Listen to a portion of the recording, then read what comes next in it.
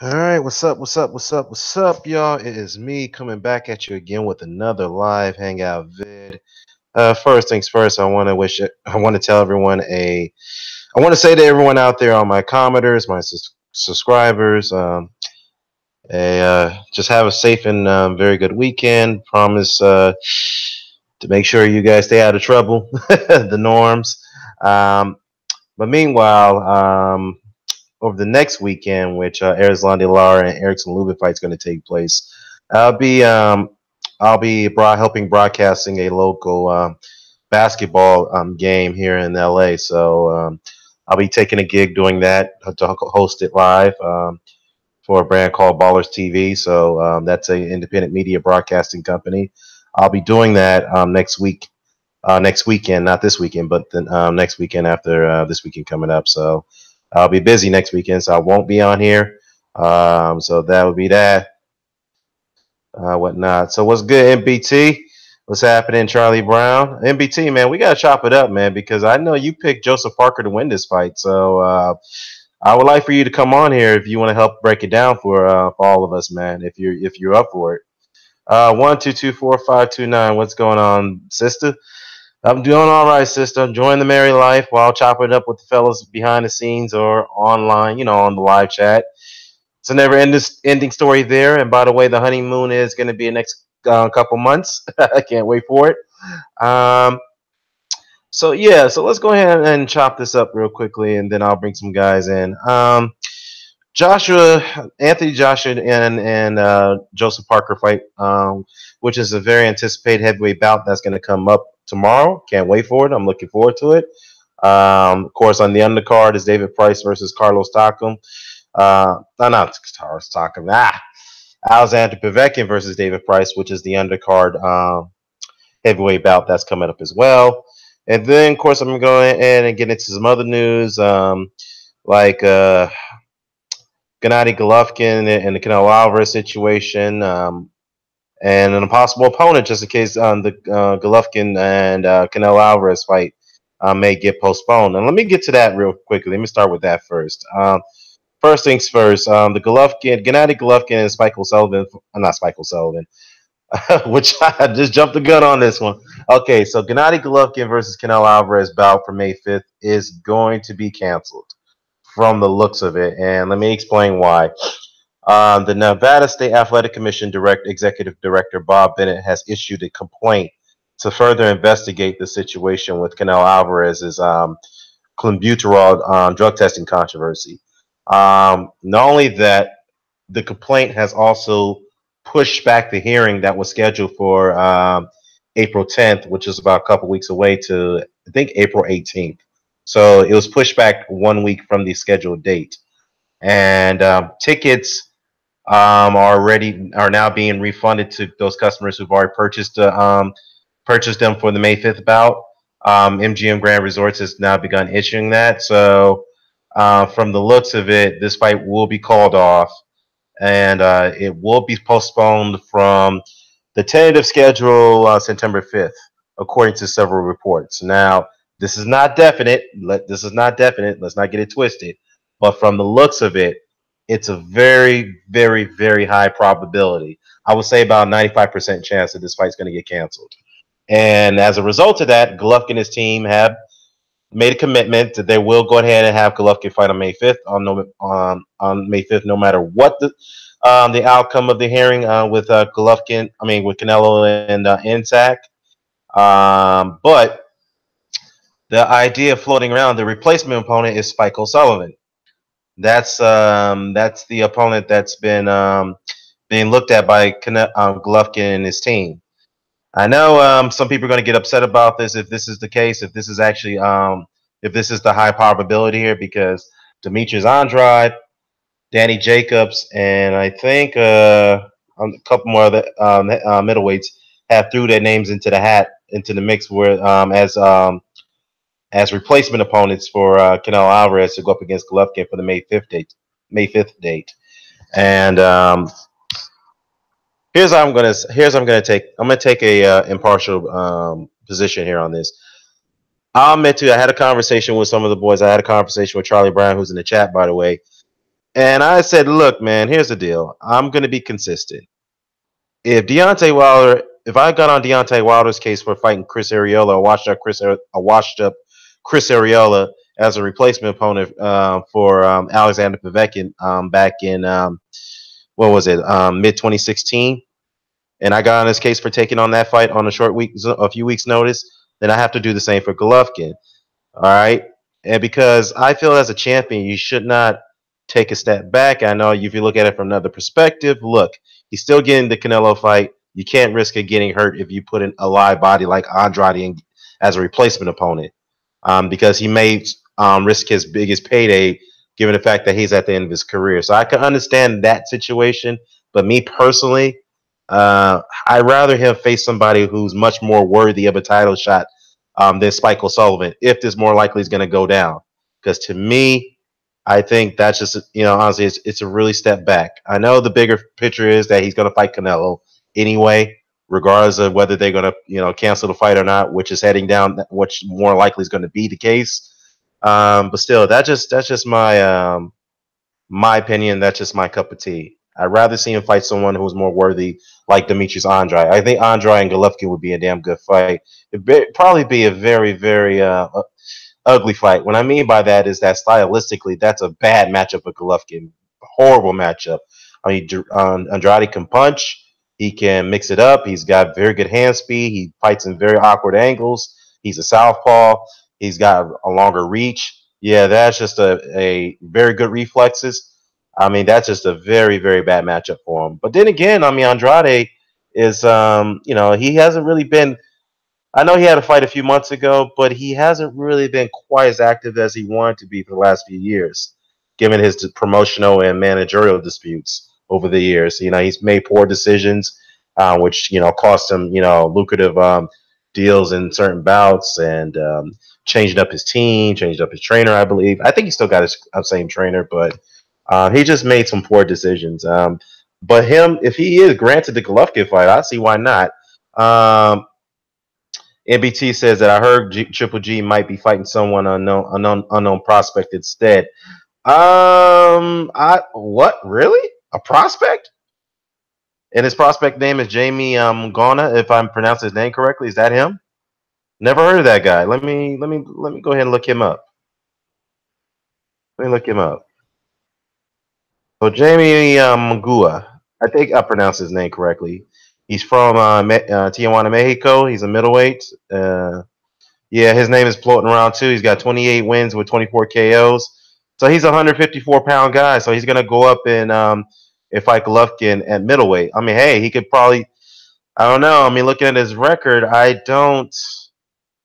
I mean, he doesn't really have any.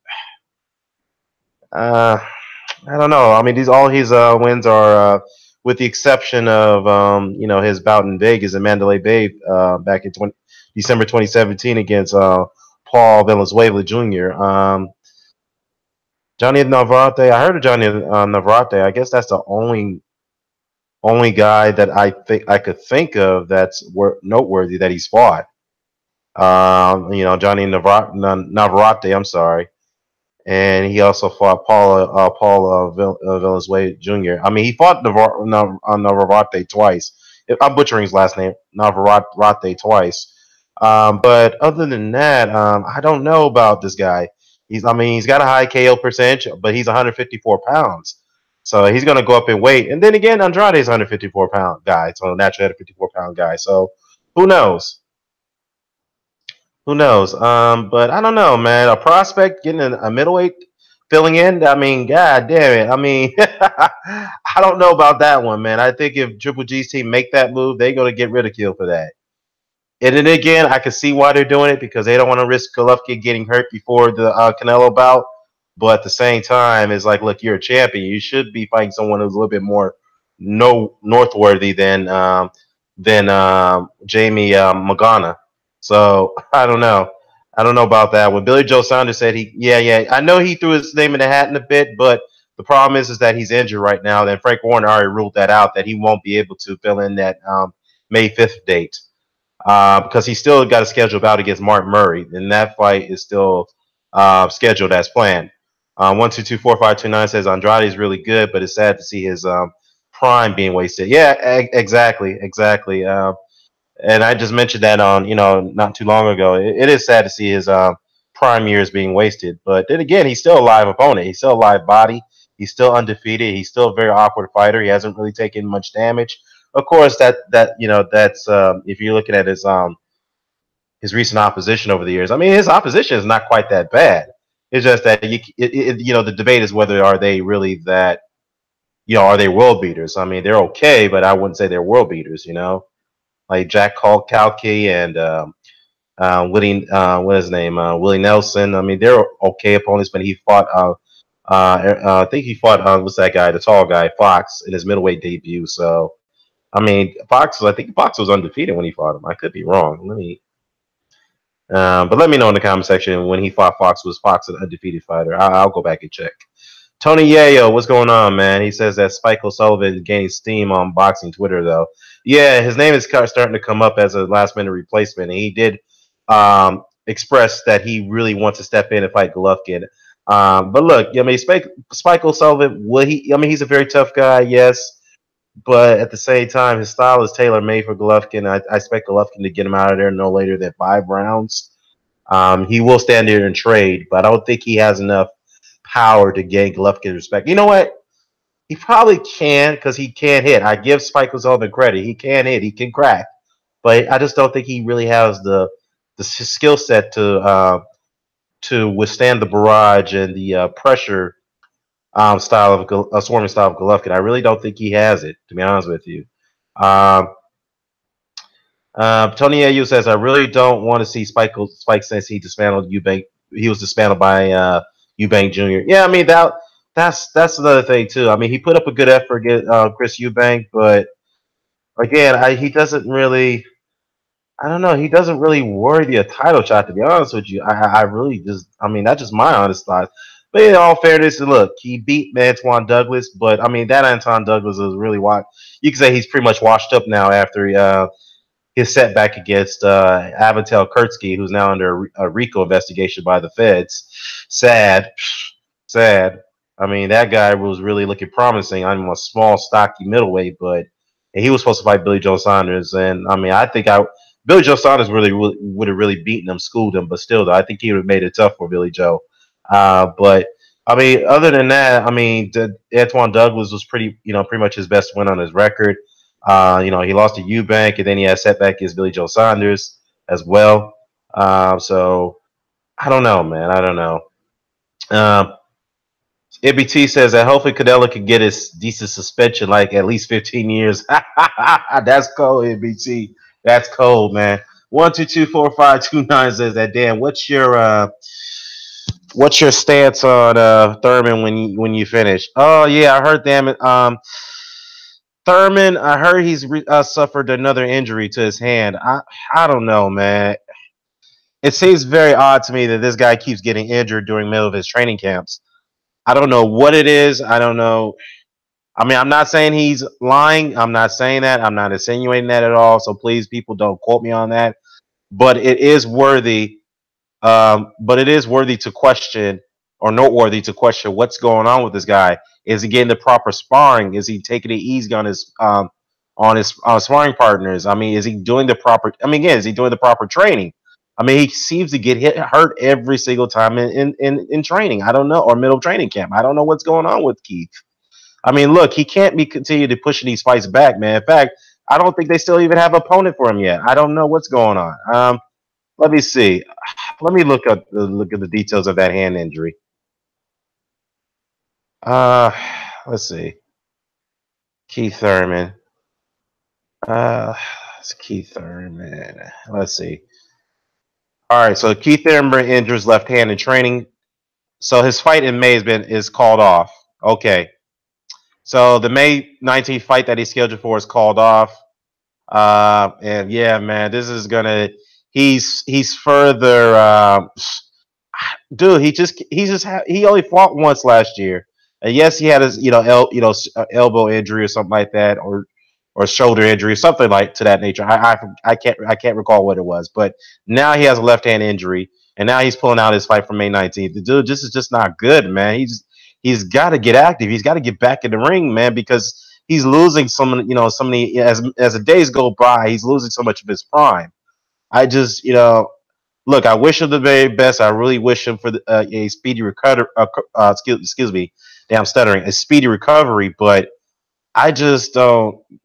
Oh man, I don't know what to say, man. And I like Keith Thurman, but oh man, oh man, oh man. I don't know. Let me get the fellas in here. We gotta talk about this because this is, like I said, I'm not insinuating that he's lying. I'm not saying that, but then again, it's noteworthy to bring up that he just can't seem to take care of himself when he's in training camp. I just don't know what's going on with him. Let me see. Dwayne Jones says, "Oh, 1224529 says that I wonder if he doesn't have it anymore." I don't know. I mean, if you're referring to Keith Thurman, I kind of question that if he really has a desire. Again, I'm not saying he's trying to fake an injury, but I don't know. Just all these patterns, man. It seems like with something, I don't know. I don't even know what to say about it. To be honest with you, I'm kind of lost for words. To be honest, I'll tell you the truth. Dwayne Jones says, "Dan, is it me or Parker talked such a good game that it's like he let me down on the scales?" You know what, Dwayne? Well, to be honest with you, Joseph actually looks in better shape than he usually is. Look, he doesn't have the genetics to have a sculpture physique like Anthony Joshua, okay, or maybe Deontay Wilder. Even though Deontay Wilder is more lean and he's more lankier, but Deontay is very muscular for a tall, lankier guy, and Joseph doesn't have those genetics to build that type of body, which he's openly admitted to. Now, keep in mind though, boxing is not about it's not a bodybuilding competition. It's good to look great, but sometimes even the best looking guys with the best looking physiques don't always have the great stamina or the great conditioning. So, Joseph, to be fair to Joseph, he'll come in the way at 236, which he has been between 230 ish up to 240, 250 was his highs at one point. He looks like in very, very, very good shape. So he looks supremely confident, and he looks like he's ready to go. I mean, he's obviously ready to go, but he seems very, very unfazed and very confident going into this fight, especially a guy being overlooked. And I was going to point out that maybe him being overlooked, being written off is good for him because, look, I heard that he's have been not getting the proper sparring partners, as I've been hearing. But at the same time, he's not being distracted because during the course of the build up to the fight, the names that keep coming up is Anthony Joshua, of course, who he's fighting, and Deontay Wilder. Okay, their names keep coming up every single time leading up to this fight in the press conference and interviews with independent medias like IFL or whoever, right? Whoever, or Sky Sports Radio, right? Whoever. But it seems like Joseph Parker it's doing him some benefit to some degree because when his name don't get mentioned, it gives him more time to concentrate and focus on his sparring and focus on what he needs to do and focus on his game plan going into his fight against Anthony Joshua. So all this stuff about him being written off and not being barely mentioned at this point until now, it's done him some good. So that way he doesn't feel distracted, to be honest with you. Yeah, I totally agree. In BT, it says that Parker loves the AJ Wilder talks because it takes a lot off him for the fight. It does. It takes a lot of it's not distracting towards him. Let's put it that way. He doesn't have to feel distracted, and he can go ahead and he needs to do he needs to implement the proper game plan and do what he has to do and going into this fight. And to be honest with you, it seems like he has a psychological edge over Anthony Joshua. And to be fair, Anthony Joshua is not exactly a cerebral type of guy. I mean, the only guy I think he got in his that he got to psychologically was Dominic Brazil. And Dillian White always seemed to get into everybody's head, but of course, we saw the end result to that fight, but it is what it is. D-Style boxes in the building. Yo, D-Style, man, we definitely got to do a political video, man. I haven't forgotten about that. We'll definitely get that up and running probably this weekend, man. We got to talk about what's going on in the political infrastructure in our country, man. Got a lot of stuff we got to talk about that, bruh. So let's see. Dwayne Jones says, "Look, if I'm Anthony Joshua after the fight, I'm calling out Wilder WWE style, dropping the mic at the end. If he does it, that's the last straw for me because he's showing fear." Well, you know what, man? Let me just put it this way. I have a feeling that Anthony Joshua will be heckled to do it. I'm gonna be real. He's gonna get heckled because let's be honest here. Going to that Principality Stadium, half of that crowd, in my opinion, I really believe this. Half of that the people in attendance are going to be cheering for Wilder. And I talked about this, offline with some of the guys. I think the reason why, and some of the guys say that they're going to do that because some of those guys are Tyson Fury fans, which is probably the possibility.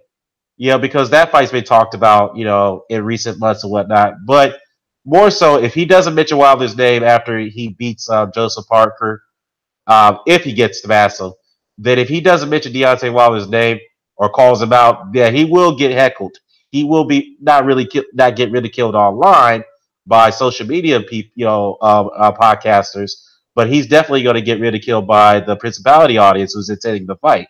Because you have to understand, Deontay Wilder has a pretty big profile in the UK, despite him not showing up. Okay, and to be fair, I wish he did show up because it further increases his profile if he was there, given the fact that 196 countries are watching the fight, or 190 countries are going to tune into the fight between Joshua and Parker.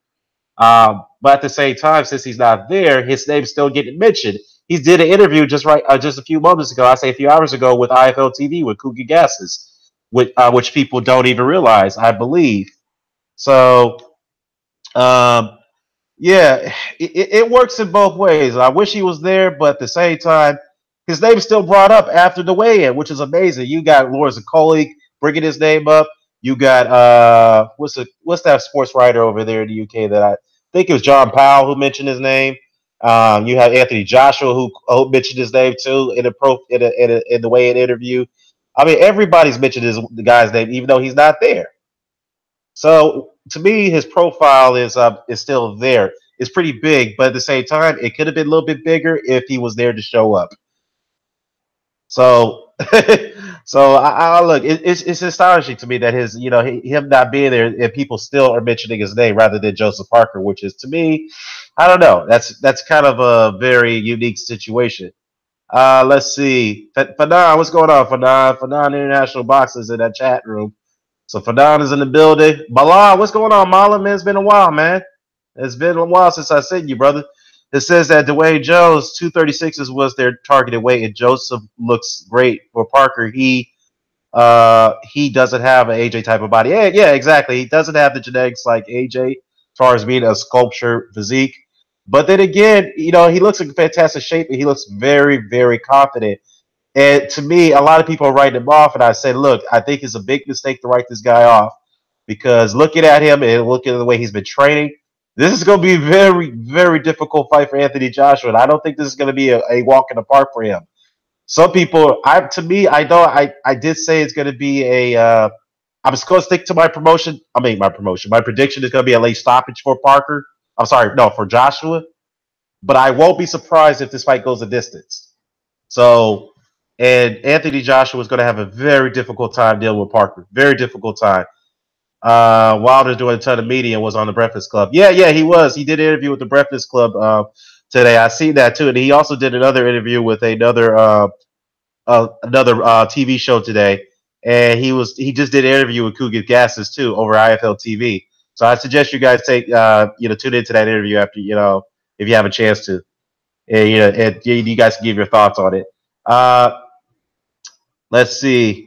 Bala says that picking AJ by a 12-round decision, even though I'm a Parker fan, but I wanted to win. Yeah, that's very, you're being logical, Bala, being very logical. And I think, again, Joseph's going to give this man some hell. But the question is that what will Joshua's stamina will be, because he is known to have very, very, very, very terrible stamina going into the mid rounds of the fight. So, and later into the fight. So it's going to be interesting to see what happens. And all that weight shedding perhaps could help. But then again, I don't think it depends. Sometimes having endurance is not always about trying to make adjustments here and there. It can help a little bit, but at the same time, it's all about having the natural ability. Because sometimes if you don't have the stamina, no matter what you do, no matter what type of training regimen you do, is either you got natural endurance or you don't. And to me, Anthony Joshua doesn't have that natural ability to have good endurance. He doesn't have it. Ah, man, Ben Umar, you call me Tevin Cam one more time, dog. I ain't gonna let you on. I ain't fucking with you, bro. I'll send you a link. Give me a second, man. Uh, oh yeah, Dwayne Jones said, "Don't bring low place on, man." Hey, you know what? I'm thinking I'm not gonna do that, man. Yeah, because I ain't got time to have this foolishness tonight, man. I'm in a good mood. I want to talk boxing. I want to keep it civil. I ain't got this time. I ain't got no time for this guy to come on here and start talking mess, man. I ain't got the energy or the time. So I agree with you on that with Dwayne Jones because we're all having a good conversation right now. MBT, I see you put your money on Parker to win it by 6-1, right? So you got $1,000 on this fight. Wow. Okay. Cool. Ralph on real. What's going on? He said he got Parker too. Okay. That's cool. That's cool. Yeah, NBT man. If Joseph Parker pulls it off, man, I'm gonna give you a shout out, man, because I'm gonna be the one to say, you know what, my brother NBT called it just right. Yeah, G Style. Yeah, you need to come on too, D Style. Let me get you in here as well. Hold on. Hey, yo, Ben, do me a favor. I'm gonna put the link in the chat. If you can add D Style in the chat, that'd be good. But yeah, like again, I predict Joshua to win it by late stoppage. But again, I wouldn't be surprised if Parker take him into the later rounds and this fight ends on a decision. Well, he'll take him to the distance, I should say. Now, as far as Povetkin versus David Price is concerned, uh, I hate to say this about David Price, but I don't see him winning that fight. I think that's a foregone conclusion for me. We all know Alexander Povetkin is going to win it. And for the last time I checked, the betting odds are like now 10-1. At first, they were like one. They're like 116 to not 116. They're 16-1 in favor of Povetkin. So I don't know. We'll see. David Price could somehow surprise us. So we'll see how this goes, man. Uh, cool. Let me just say one thing here before I let the guys on. All this talk about Deontay Wilder, this, Anthony Joshua, this, that, and the third. At the end of the day, after all this bickering, all this back and forth, and all this ridicule that both fighters have gotten, all this talk and all this publicity they've been getting has really helped their profile, believe it or not. Particularly Deontay Wilder, because he really needed it the most, more so than AJ. But it is good for the heavyweight division because the heavyweight division, let's be honest, the heavyweight division has been in the shitter for many years when the Klitschko's were reigning. No disrespect to the Klitschko's, they were. It was a shitty division. And now that is now put back in the main event spotlight, uh, it's been good. It's been very good. Particularly for Deontay because Deontay now his popularity has grown in the United States. He's doing a lot of media shows, whatnot, doing a lot of interviews on the proper platforms. He's starting to be promoted a little bit better. So it's been very, very good for the heavyweight division, despite all the vitriol and the banter. Even though it's got out of hand to some degree, but there's some positives where it's been good for both Joshua and Wilder. So yeah, so let me go ahead and bring the guys on here, man. We're gonna chop it up real quickly. All right, man. I'm gonna put it in, brother. Give me 1 second. I'm gonna get you in here.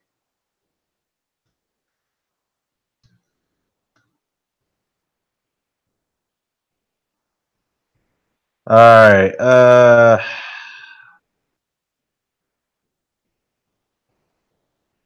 All right. Let me see. Is this the hangout right here? Yeah, it is. Okay.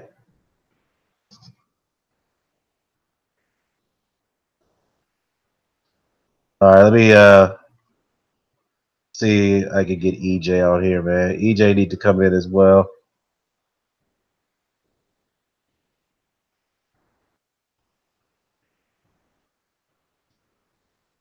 Yeah, let me get EJ. EJ's in this one. No, he left this one. Let's see.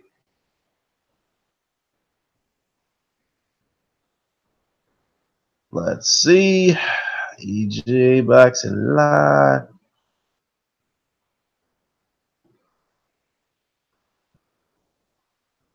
Yeah, man. I gotta do this, man. All right, let me get all the other gangs in here. Well, whatever. He can't come out anyway. All right.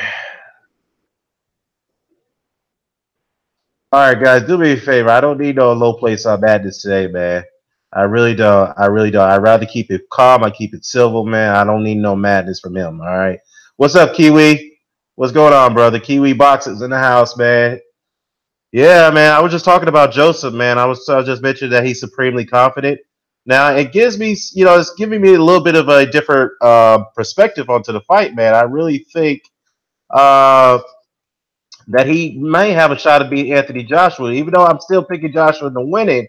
But based off his confidence level, based off his mental mindset, I think he's not really worried about Anthony Joshua being in Anthony Joshua's backyard and the task that he has to deal with. The task that has he that, and excuse me, the task that he has to deal with at this point. So yeah, man. Yeah, it's very going to be a very interesting Saturday night, man. Very, very, very, very interesting fight, man. Very interesting. So, um, let's say wait for the other guys come in here. Meanwhile, let's to chop it up on some other stuff here. Uh, Another thing I wanted to comment on because somebody, I think somebody has said, "Oh yeah, Junior Fall had gave an interview. He said that he believes that Joseph Parker is going to be Anthony Joshua." So yeah, I mean Joseph Parker, has got some people believing he could do it. But well, that's yet to be seen, man. That's yet to be seen on that one. So like I said, I can't wait for tomorrow night. I'm looking forward to the fight, and let's talk about the weigh-in. I really did talk too much about the weigh-in other than the interviews.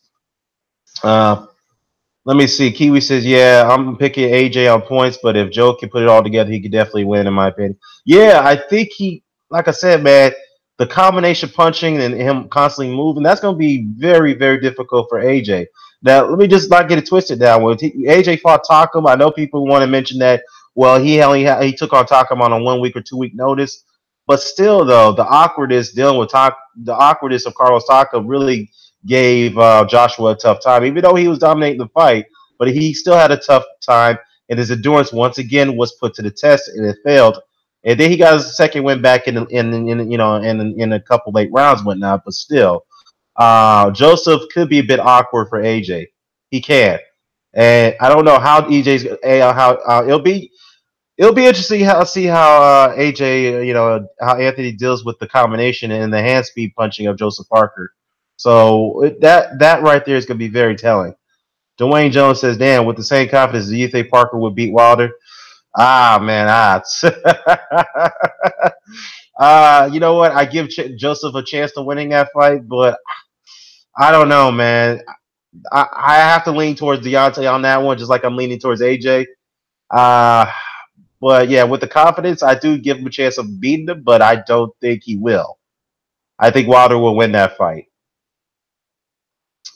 Let me see. Mala says that I'm not counting Joe out. If he fights the fight of his life, including plenty of head movie, he can win, but I'm leaning towards AJ 70-30. Actually, you know what? I was saying 70-30, but I'm going to lean towards 60-40 right now for AJ. Believe it or not, I am 60-40. And that was when Charlie goes to get on here. He's going to disagree with me on that one. Let's see. I watched AJ Klitschko fight again today, and AJ was there for the taking for rounds 5 to 7. Yeah, he was. He definitely got hurt badly in the fifth, and then got dropped in the sixth. So yeah, hold on, D-Style. I'm gonna get you, man. Hold on, I'm gonna get you. I'm gonna send you an email right now. Give me 1 second, brother. Give me 1 second.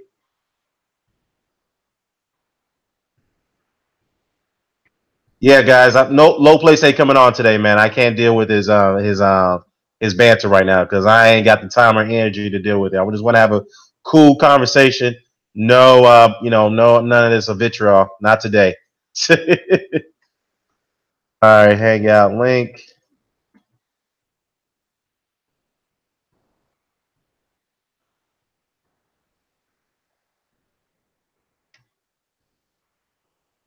All right, sit there, brother. Let's see. Listen, Parker said after Ruiz he was partially deaf for 3 days. When AJ hits him, it may be permanent. Yeah, I heard about that.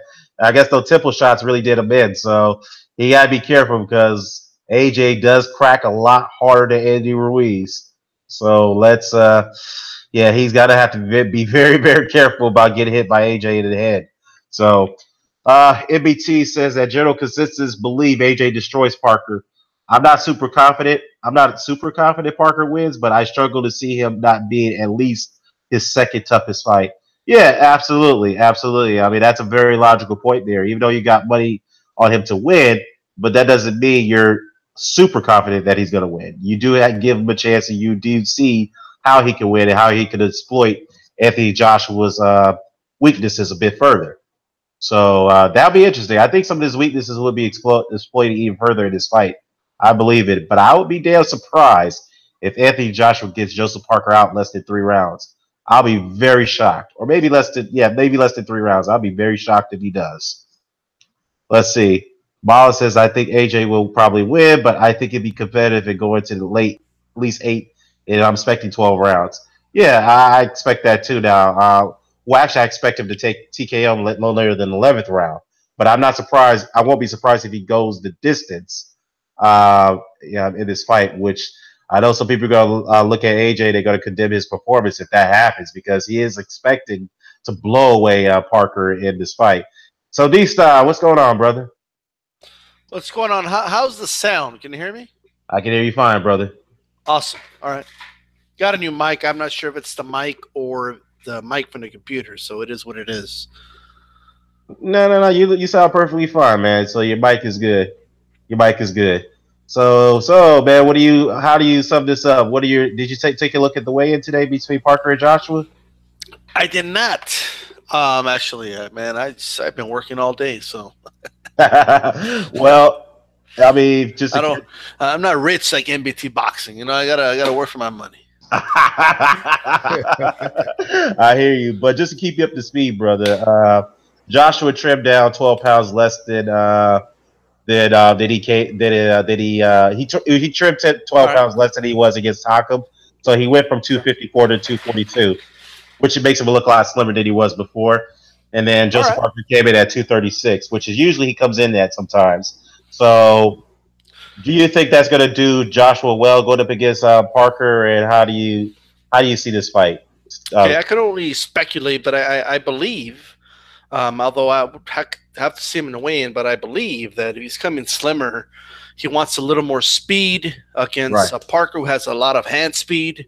Right. And he definitely, I think people have been saying this for a while. I think even Lennox Lewis said this. And if I'm not an expert, then Lennox Lewis is. You know, he has to lose some of that muscle mass. You know, right. This isn't weightlifting. This is boxing. So exactly.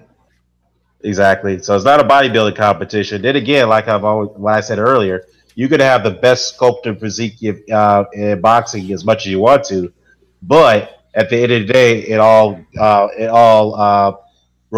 depends on your natural ability to get you to fights. You know what I mean? Even the most shredded cut up guys turn out to be terrible fighters and with terrible endurance and terrible skills. So, and don't get me wrong, Anthony Joshua's got all the skills necessary, but he does lack the endurance. He does lack other fallacies in his arsenal. So, and Lennox Lewis is correct. I mean, because you have to understand when you bulk up, it does slow you down. It does slow down your movement. So he kind of understands that now. And to your point, D-Style, you are correct. The reason why he trimmed down because he needs to move out of the ring a bit faster. That's what he's relying on is his speed. Right. So, yeah, I do see. Do you see Joshua winning by TKO? Do you see him winning by the distance? How do you see it? Well, given the circumstances, I do believe that Joshua will win by a late round stoppage. I've been saying that for a while, but I did say that I wouldn't be shocked if it goes the distance. I don't think it'll be a stoppage where it's like a close fight that could go either way and then Joshua gets him at the end. I think it's going to be clear by at least round 4 or 5 that Joshua's on his way to win that decision. I think it's going to be clear he's the better boxer overall. And I think for that reason, it's going to be a little too much for Parker. Not saying Parker won't give him trouble. I mean, Takum gave him some trouble. I think it'll be a tougher fight than the Takum fight, but I do believe that Parker's gonna go down, man. He's gonna go down, then he's gonna go back to down under. So right, okay, all right, fair enough. See, Charlie Brown, what's going on, man? Charlie Brown, what's going on, Dan? What's going on, big man? Not much, man. Just trying to have a quiet night, man. No, none of this none of this vitriol tonight, man. I'm trying to keep it peaceful. Yeah, yeah, that's true. Yeah, man. So, did you? I know we chopped it up a little bit earlier, man, but a couple of things I wanted to mention. Though I'm sure you didn't even hear about this. Keith Thurman got injured again. Oh no. So, yeah, so his May 19th bout has been canceled. So, Conveniently. oh man, I mean, I'm trying. Keith is my boy, man. I like him, man. But what the hell's going on, man? It seems like every time, man, he's like sparring. He can't take care of himself. He's been out of the ring for over a year now, or coming up to a year, and yeah, it's starting to catch up with him. The ring rust, the injuries, everything. Yeah, yeah. Do you think, man? To me, I just think he's losing too much of his prime, man. He only fought once last year. He Yeah, hasn't fought this year at all. Now he's injured, so that fight's been pushed back. So it looks like he's going to be fighting once a year going at this point, man. At the rate that he's going. So I don't know, man. I don't know, dude. I'm not trying to insinuate that he's faking an injury, but this seems odd, though, man. To me, it does seem they, very convenient, doesn't it? yeah, man. What do you think it is? I mean, do you think he just feels that he doesn't has a desire to get back into the ring, or what do you think it is? I'm not too sure. I think he's really being a diva. That's what he's being. He's just waiting Yeah, for an easy defense. He's right. definitely going to have an easy defense now. Well, I mean, the bad part about this is that his opponent wasn't even named before he got injured. Yeah, yep.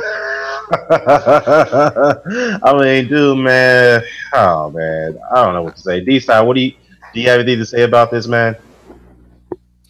Well, apparently, I mean, this was he bruised something. What's the injury? I saw it on social media, but He injured his left hand, so his didn't they use the term bruised though? I think I read that.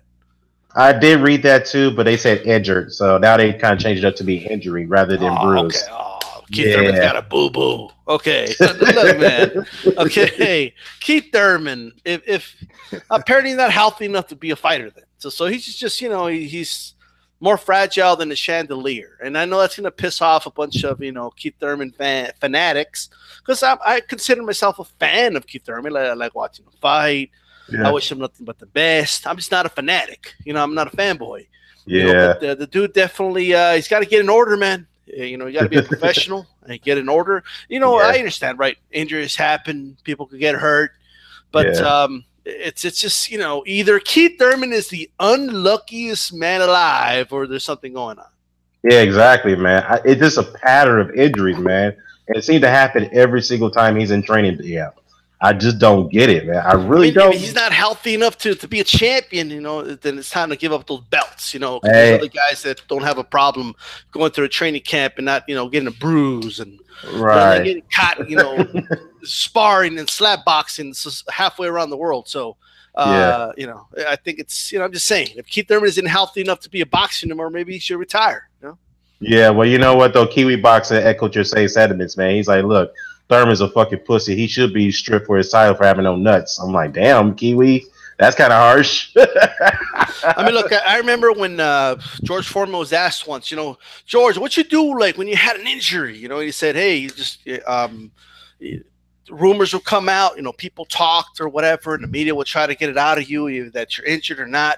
It used to be a common thing in boxing that there was no such thing as a fighter going 100% into any fight.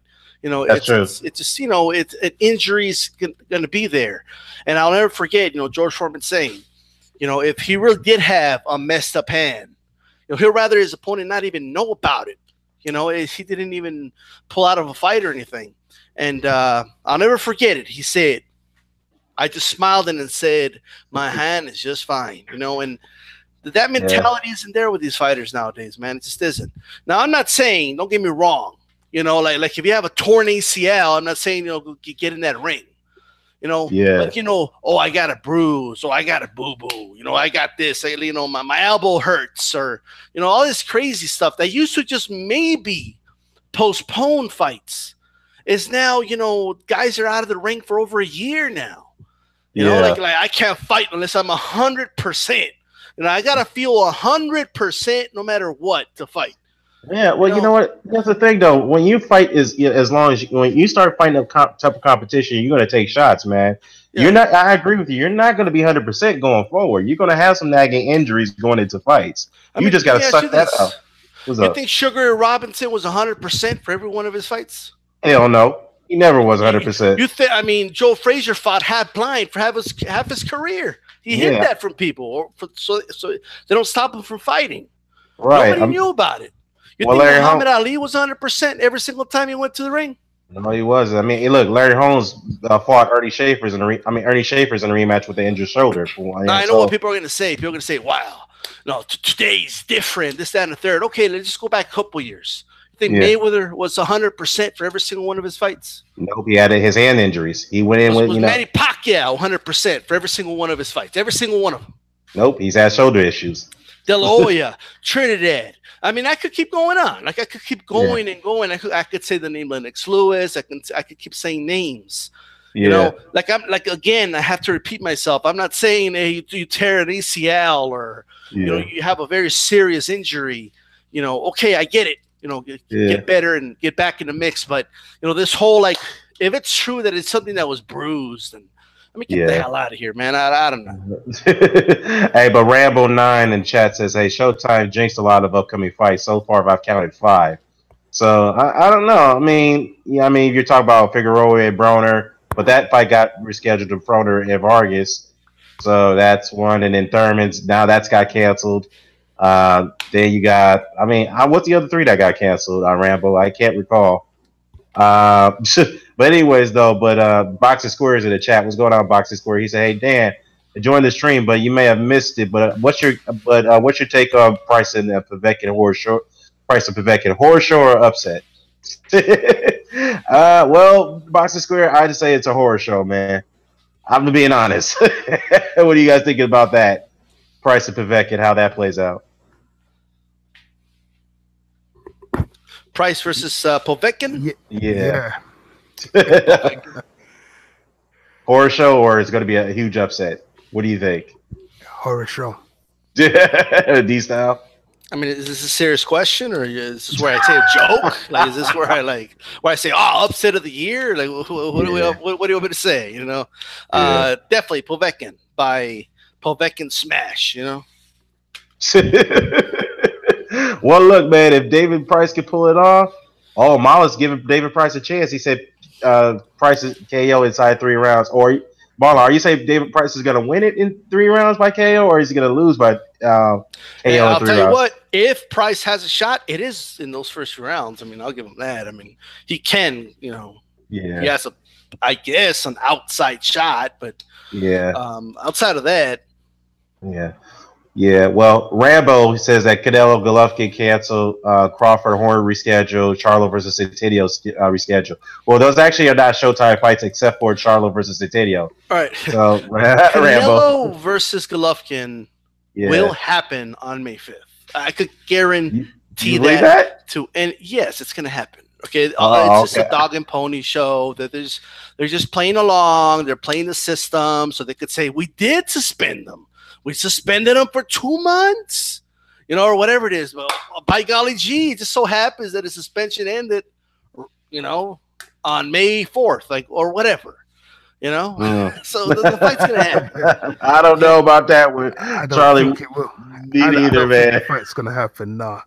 Yeah, look. At first, I thought it will, but after his temporary suspension was announced, but now they're issuing refunds for the tickets. Now they're issued, the executive director has issued a complaint, which is going to push this thing back more than likely. So I don't know, man. All right. So maybe it happens in September, Mexican Independence Day or something like that, But I honestly believe I do believe there's about a 90% chance that this fight's still going to happen May 5th.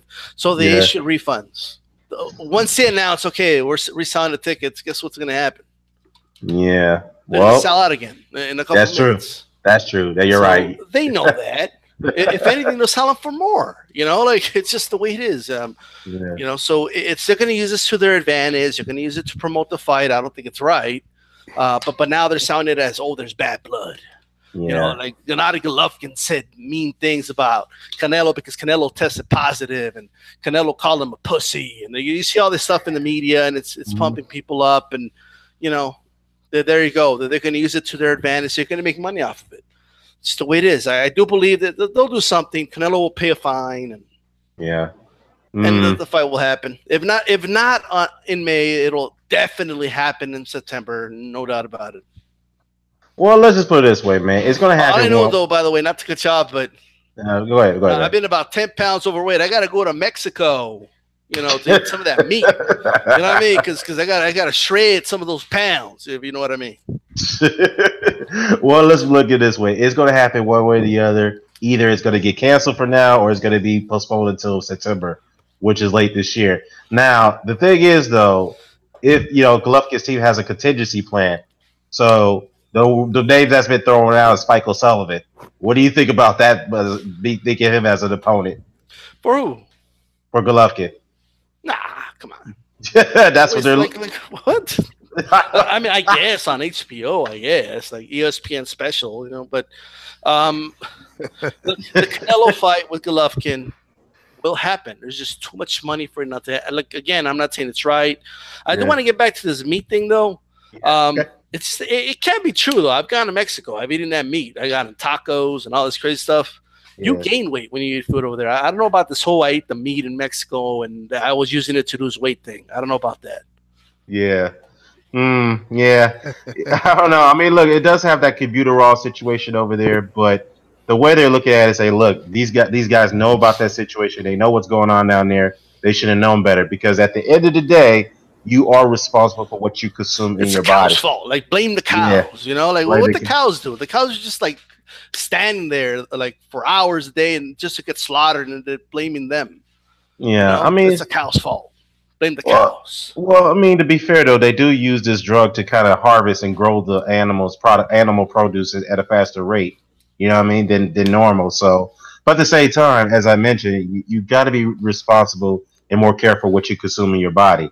At the end of the day, that's your responsibility. You can only go so far with using that as a line of a legitimate excuse. So I mean, I look, I get what you're saying, and, you know, but when an entire Mexican soccer team gets caught with this, and it's like, oh, it's the meat, you know, like it just seems like a very convenient thing to say. I want to make sure people understand this. There has been no evidence. There's been no. You could say there's a correlation there, but there's been no causation proven, right? So what that means is it has not been proven that if you eat meat from Mexico, they're going to test positive for this stuff by definition. That has not been proven. It just so happens that they probably looked it up and they realized, oh, they put this stuff on the cows. But keep in mind, there's a process for that. Okay, right. Like they slaughter the cows, they drain it of the blood, and all that fun stuff that happens at slaughterhouses. I don't want to make any vegans out there faint. You know what I mean? But they do all that, and then guess what? And they cook it, and there's such a long process there that you know how unlikely it is. If it was just one dude, like if it was just Canelo and that's it, okay, maybe. But in like an entire soccer club, an entire a bunch of athletes from Mexico getting busted with this, it seems to me like it's like you could believe, oh, it's because it's a meat, right? And you could believe, oh, I guess they're just incompetent, and all these Mexicans they just love their meat, they keep forgetting. You could believe that, or you could just believe that, just like it was happening with the stuff Povetkin was busted for. I forgot the name for it, and it was obvious that it was happening with specifically Russian athletes. Right. So yeah, I'm just saying, it's that's good. That's a good point. That's a good point. That's a good point. Low places in the goddamn chat. He's saying here, Keith Whack Time Thurman needs to cut his shit, and the WBA needs to put up his belt up for grabs until he comes back. So he's saying, he's saying that the WBA should put him in champion recess. I got breaking news. What's up, man? Low Place and myself finally agree on something. There you go. There you But yeah, do you think? We just talked about this. Do you think that'd be the best move for the WBA to put him in champion recess? Do you think so? Because again, in recess, no, let's just strip them. Like, well, what do you mean recess? Like, what does that even mean? Like, it's just terms that these sanctioning bodies have made up. Yeah, Thurman needs to get stripped. It's about time to get stripped, man. Yeah, because you can't continue to be fighting once in a year. So what's next? Are they gonna have like champion in vacation? Like, what, you know what I mean? Like, what? Like, oh, he's got him off. Well, because here's the thing: if they put him in champion recess, it's like very similar to the champion emeritus, like the WBC has. So once he's ready, he gets an immediate shot at the champion. So if you look at if you look at the rankings, champion in recess, champion emeritus, and all this other shit is just code word for we don't want to strip you, but we're going to look like a bunch of hypocrites if we don't strip you. So this is our way of stripping you, but a way to still get that, sanctioning money, when you fight, because you're a money fighter. And if you look down the line, more often than not, the dudes that are champion in recess and champion in, vacation and champion in time, whatever, right? All those dudes are dudes that brought in a lot of money, right? Yeah. More often than not. Yeah, well, let's put it this way: if they do, then the new, the rumor mill matchup that's scheduled right now is between Manny Pacquiao, Lucas Matisse. Could the WBA strip, put him in recess and make that fight for the super title? They could probably do that. Oh, jeez. Yeah, I know. Yeah, that would be very interesting if the WBA goes ahead and do that, because again, I think according to their rules, do you have to fight at least a mandatory once a year, once every 18 months, or how does the WBA policy works on that? Or do you? Well, they just kind of make shit up as they go, It's 18 months. Okay. Yeah. So he hasn't fought a mandatory in almost 2 years now. I know this is getting a little strange right here. I think they are going to. Who's the number one contender? Or like they call them nowadays, they call them mandatory. So who's the mandatory for the title? There is no mandatory, but the number one rated guy is Danny Garcia. 2 years to have a number one contender. They don't got one? Yeah, Danny Garcia, but he beat Garcia. So, these sanctioning bodies got one job. Like, you know what I mean? It's crazy. Maybe they're in recess. This doesn't look good, man. I'm gonna be honest with you, man. I just don't know, man. I know, like I said, I'm not saying he's faking an injury, but it just, to me, I think I would support at this point that, look, man, you're not being active enough. You only fought once last year. It looks like you're gonna fight one time this year again. Whoa, what a coincidence! Your nickname is One Time. It'd be best to not strip you. It'd be best to put you in recess, because when people need to be fighting for their titles, the sanctioned bodies need to collect their sanctioning fees, man. They need fights to happen. Yeah. So I don't know, man. I don't know. We have to see what Keith does with what the WBA does with him. What's up, all of the mighty? He's in the chat. So we'll see what he does at this point, man. But anyhow, man, I noticed something today, man, at the presser. At the weigh-in today between Joshua and Parker. I hate to say this, man. Deontay Wilder's name keep coming up, dude. Even though he was supposed to show up, but he didn't show up, his name is still getting mentioned. And he just did an interview with IFL TV just a few hours ago. I'm not sure if Charlie, you peeped that. Did you peep that interview, Charlie? Sorry, Dan. Yeah, I did. I was listening to about 5 minutes of it before I came on here. Yeah, I have to listen to the rest of it. Well, it's the same thing. Like he's doing a lot of complaining, and kind of made an excuse for why he didn't want to come over. He said he didn't want to come to press conferences and get loud and all that kind of stuff. Yeah, I don't know. Look, I know it's a lot of back and forth. We're all speculating what went down, why he didn't show up. But at the end of the day, Yeah. It's just like it seems to be. I see. It's surprising that his name is still coming up. Yeah, Joshua mentioned his name at the weigh-in. John Powell mentioned his name in an interview with Kugis. Then you have what's the name? Lawrence Coley called him a waste man, which is like, man, okay. Yeah, the interview called him a waste man. Then you have a lot of people, other people who mentioned his name at the presser. So as I said earlier, though, I think his profile is already there in the UK, but it could have gotten better if he had shown up. Which I thought he was coming over, man. Yeah, and they were going to announce something after the fight, you know. Yeah, but at the end of the day, the fight's gonna happen. So I just don't think we all should be getting all up in arms about why he's not there. You know what I mean?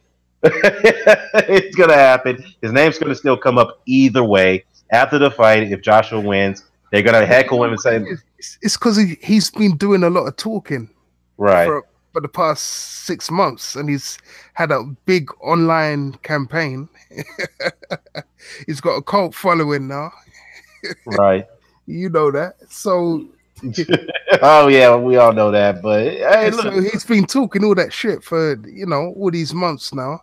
Yeah. Come out, Joshua, stop ducking, blah blah blah. And now he's got the opportunity to come over and sign a contract, and that he's I don't know, man. Well, let's see, man. But he's been doing a lot of talking today too. He did an interview with the Breakfast Club. He did an interview with the TV talk show today. So his face has been, getting in all over all over here in the States now, man.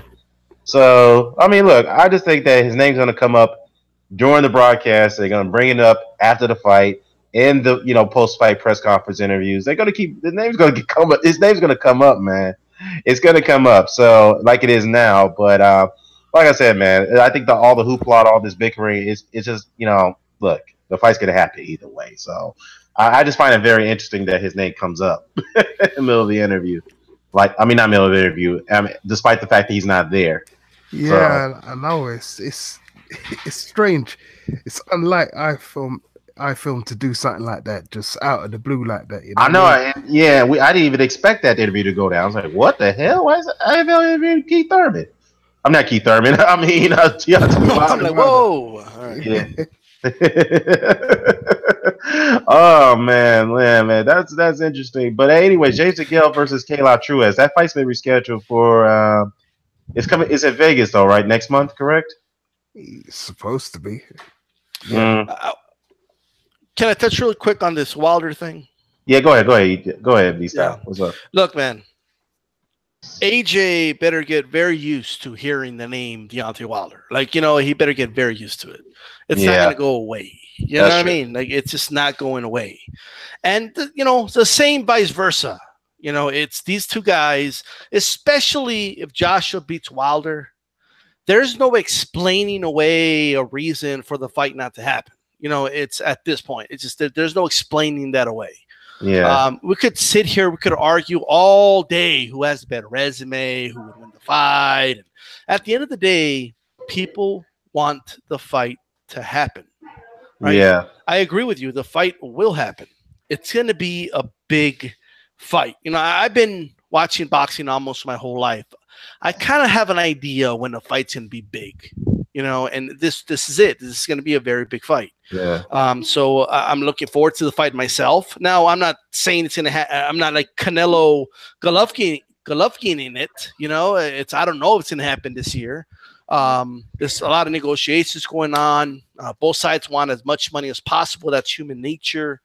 But me personally, I just instead of arguing why the fight shouldn't happen and this, that, and the third, real boxing fans should just be demanding the fight. Pressure. You don't have to pressure just Deontay Wilder or just Joshua. Yeah. Pressure everybody. Every single person involved. Boxing fans should be pressuring them to make the fight happen. It's basic economics. Okay. Right. Demand, supply. It's just the way it works. Right. People, the fans, should demand the fight to happen. So at the end of the day, the name's not going anywhere. No, it's not. I mean, I'm not shocked that Wilder's getting all these interviews and his name's coming up at all, because it's only human nature to want to see, want to know anyway who the best is. That's why almost every sport is structured to at some point have the best face the best. And boxing is no different. Yeah. At some point, people want to see. They don't want to speculate. They just want to know who would. Like all resumes aside and who hasn't fought nobody aside and all that bullshit aside, when both guys are inside that ring and that bell rings, right? Once that bell rings, the resume doesn't mean shit. Yeah. Like you don't your resume doesn't give you extra punching power. You know what I mean? Like your resume doesn't wake you up if you get knocked out. Your resume is not there to help you or anything. Your resume just, it is what it is. But inside that ring, people just want to know. Yeah. I want to know. I'm sure everybody wants to know. Well, we all have an idea or a prediction in mind. I know who I think is going to win the fight. But at the end of the day, I want to see the fight happen. That's the only way we're going to know who wins that fight. And that's it. Yeah, I totally agree. But hey, a couple of things. Dwayne Jones in the chat says that, Dan, quick question. Would the fight be in higher demand if Joshua and Wilder didn't have the belts? That's a good question. I don't think it would be in so much demand. I think it'll still be in demand, but not too much because if they didn't have the belts. Yeah, they didn't have no belts on the line. If they didn't have the belts, hypothetically, somebody better would have the belts, I think. But. Yeah, I mean, here's the thing. In this sport, you have to have some type of recognition or honor to being the best. And to do that, you have to crown the champion. So with that said, it'll probably lose luster if there's no titles on the line. Because again, it depends on the situation though. Because if these guys were already established and they were already champions for a long period of time and they beat the best of their division, and if they fought with no belts on the line, then yeah, I could get that side of the story. But they're still, still progressing, even though Wilder's fought longer, but he still needs to progress. And Joshua is progressing faster than he is. I think right now, if they have to have the belts on the line, because with the belts, it symbolizes them. It symbolizes either fighter as the number one guy in the division, or perhaps the sport. By the way, Well, look. So, I'm sorry. Go ahead. No. I was going to say though. So, but the thing is though, I know in some cases the belts don't really matter. But in this situation, I think it does matter because both guys still have something to prove, and the belts does give them that honor to do so, in my opinion. So, would you answer your question again, Dwayne Jones? I think it would not be in high demand. It'd be in some demand, but not in high demand at this point if the belts weren't on the line. Here's my thing. Yeah. Right, and this is my humble opinion. Right. Right. Look. If people have been listening to me, people know I bash and I trash the sanctioning bodies and the practices all the time. If I think somebody's a paper champion, I'll say it. So I'm not saying that they're perfect. I'm not, advocating that, they do nothing wrong and they're holier than thou. But at the end of the day, they do work as somewhat of a filtering process because fighters are fighting for them. It's just the way it is. And when fighters fight for a specific prize, there's a winner, there's a loser. And the more you keep doing those experiments, you weed out like the men from the boys, right? So the reason Wilder has a belt, the reason AJ has belts, the reason Parker has belts, because they've gone through a filtering process. Now we're not done filtering the process. Right? I'm just trying to explain this in a way that everybody could understand. Right? We're not done filtering the process yet. Because those guys got to fight each other. Joshua versus Parker. That's a filtering process. We're going to find out who's better. They're going to settle it in the ring. And there you go. That's a filtering process. Joshua fighting, Wilder. That's going to be a filtering process. So we could find out who the best is.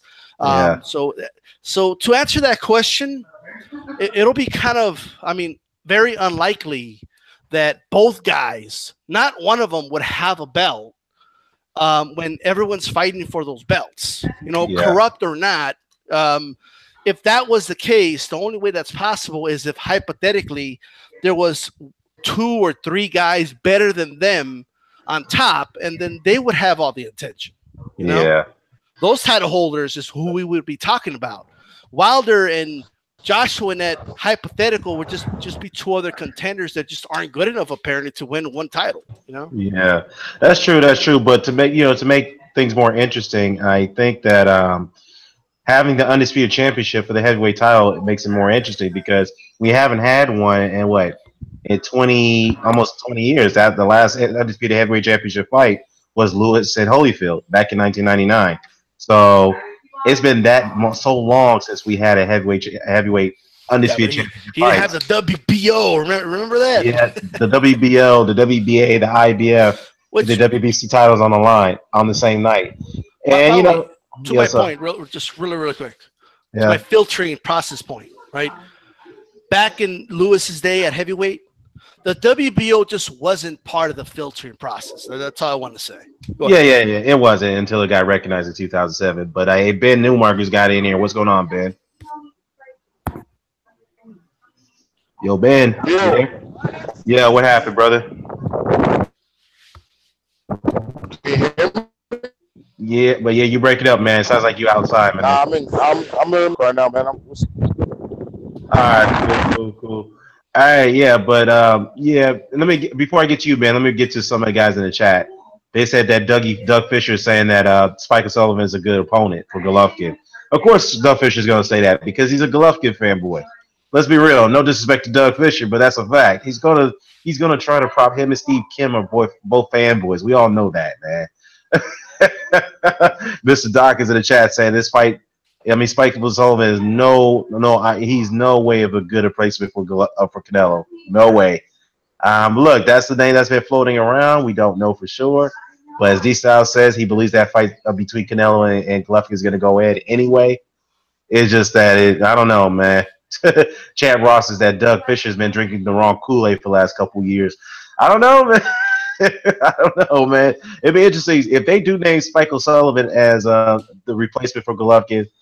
Like I said, man, I can understand why they're doing it because they don't want Golovkin to get hurt before his fight with Canelo if it does get postponed in the fall. But at the same time, I can understand the ridicule because Spike O'Sullivan does not deserve to be in the ring with Golovkin at this point. He hasn't even earned that right to get in that ring with him.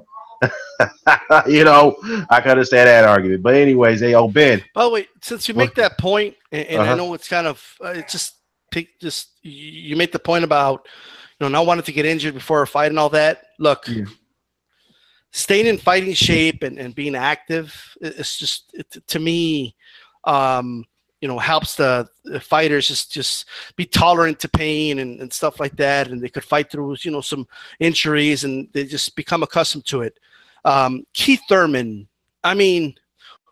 which promoter in their right mind is going to spend millions and millions of dollars, promoting any pay-per-view fight of Keith Thurman if the dude is not that reliable to make it to fight night? Yeah, exactly. And I think fighters don't think about this stuff. It's like you could fight through this nagging injury and prove that you're reliable, that you're going to make it to the weigh-in, that you're going to make it to fight night. Or you could be the guy that everybody speculates, I don't know, flip a coin, he might make it to fight night. I don't know. Yeah, that's a very good point. But Ben, I want to get Ben on his take on this. Hey, Ben, can you unmute for a second, brother? Well, I ask you before you unmute. Well, actually, no, I'll wait. Can you unmute? I don't know where you at. Oh, he dropped off. Right. But yeah, anyways, though, it is a lot of guys in the chat are not happy with this idea of Spike O'Sullivan being the replacement for Canelo. They're not happy at all. Champ Frost says, where's Andrade in all this mess after he does have a contract with HBO? Well, Champ, Andrade did put his name in the hat. He did say he's willing to step in as a replacement for Golovkin, but his team doesn't look like Golovkin's team does not look like they're going to want to look in that direction. You're talking about Andrade, right? Yeah, Demetrius Andrade, yeah. So they're not going to go in that direction at all. Gray Drake agrees with your point, D-Style. Said, look, old school fighters have fought through injuries regularly. They did pull out fights like Thurman did. So that's a good point, man. Hey, but Ben, can you unmute, brother? Yes, sir. Yeah. So did you hear that Keith Thurman is injured again? You said Keith Thurman's injured again? Yeah, he What injured his happened left. to him? He injured his left hand, so his fight in May 15th is canceled. You know what? I don't give a fuck about Keith Thurman. I'm not gonna get myself built into a tizzy like a lot of these dudes will. Who gives a fuck, bro? Keith Thurman will come back when he's ready. He'll fight some bum, and then he'll get ready to fight somebody serious. I really don't give a fuck, and I'm keeping all the way real. I don't care. I hear you. But do you think it's kind of unusual that this guy he constantly gets injured during the middle of training camp? He only fought once last year. It Bro, looks like my nigga, I honestly think he's at a point in his life where he really don't want to fight no more. He married that Malaysian girl. He's happy. He's, you know what I mean, we smoking peace pipe. He's happy. He don't want to fight no more, dog. Any little thing is going to stop him from fighting. And that's my personal opinion. I could be wrong. I don't know this guy inside and out, but I just genuinely don't think he's a fighter anymore. Not to say he can't fight, not to say everybody's going to whip his ass because he's pussy. No, I just think he's content in his life, and I don't think he really wants to get back in the ring. And I think he maybe will get back in the ring once or twice more just to get that nest egg for him and his woman. But I don't think it's nothing more than that. Yeah, I agree. Do you think that's what it is? Since he's married now, he's made millions of dollars. His last few fights, he's not really interested in fighting anymore at this point, so he's going to take it easy and then call it a day. You think that's where he's going at this point? Well, listen, fam, I got married in 2014. Right. If I could make $2 million for 12 months of work, and he could probably make $6 million for 12 months of work, I would do it too. I don't think he's really about that life no more, dog. He's not hungry no more. Simple and plain.